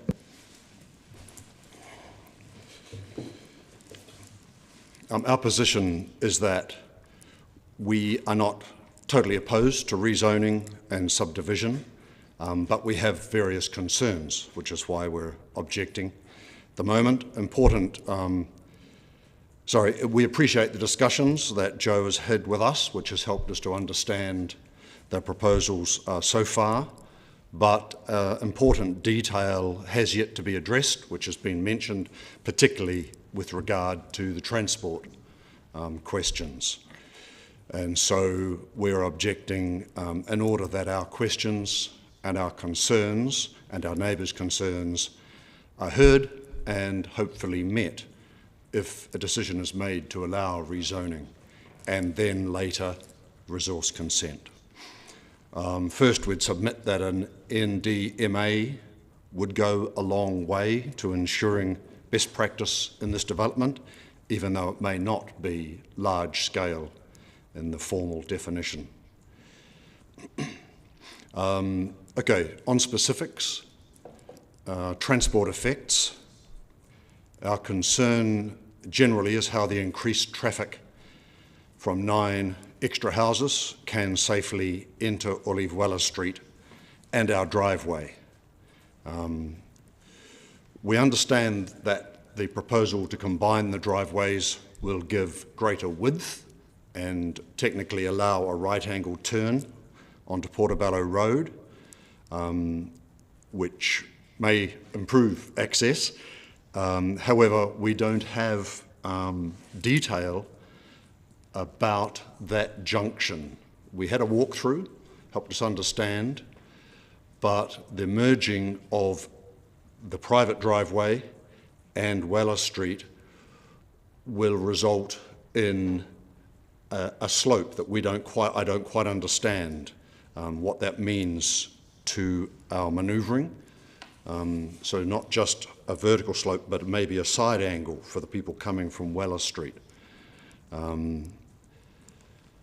And there's no detail as yet about the integration of the private driveway and Weller Street, as you referred to, sir, previously. The 3 houses on the private driveway have 8 cars, so that is an indication of the kind of traffic that you can expect from houses these days and what effects that may have on the total volume of traffic with 9 extra houses. We don't understand what the sight lines will be along Portobello Road and then how easy it will be to enter and exit. It may be easier, but we welcome the DCC planner's recommendation to further investigate the transport effects before deciding on rezoning. I think that's a very useful step. In terms of natural hazards, land stability and stormwater, our house does not sit below the proposed subdivision, so we have less concerns about land stability than our neighbours along the lane with the subdivision above them. However, our lower boundary does join Weller Street, and so the work to raise and widen Weller Street could impact on that boundary, and our concern is for slipping as a result of that work. A mitigation may be as simple as a retaining wall, but it's important to follow up what Darren Watts said. We moved in 2016, and the first winter we were there, heavy rain caused a large slip from the bottom of our boundary. The road verge and our bank slipped and totally blocked Weller Street, and it took 5 of us blokes with shovels about 3 hours to clear a narrow lane to make way for a car so the mayor, who was on civil defence duty, could get back to his house. The DCC did batter back that slope subsequently. It then slumped again in 2 places. Nothing further was done. They're just 2 small slips, one of them down to the clay and the other still in old fill that's been tossed over.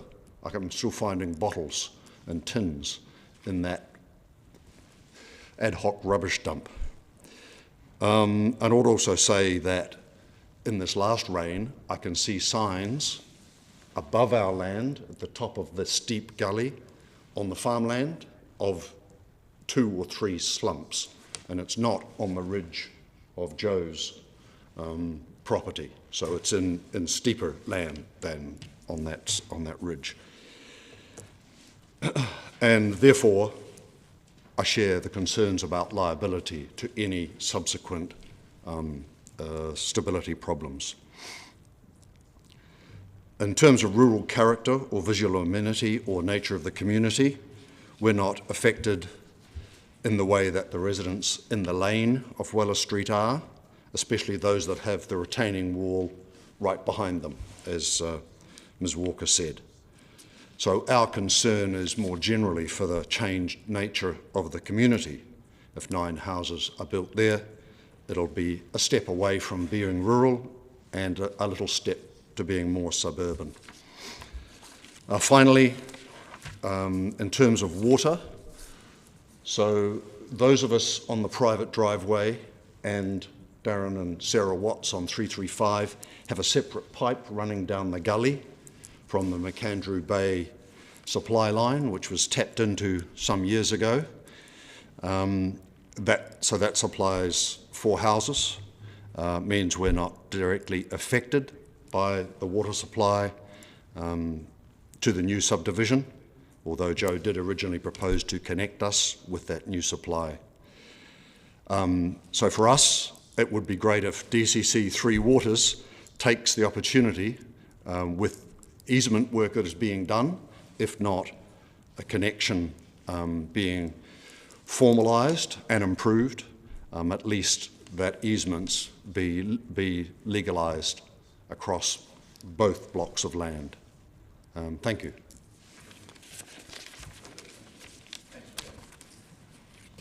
Right, does the panel have any questions? Been answered? Okay.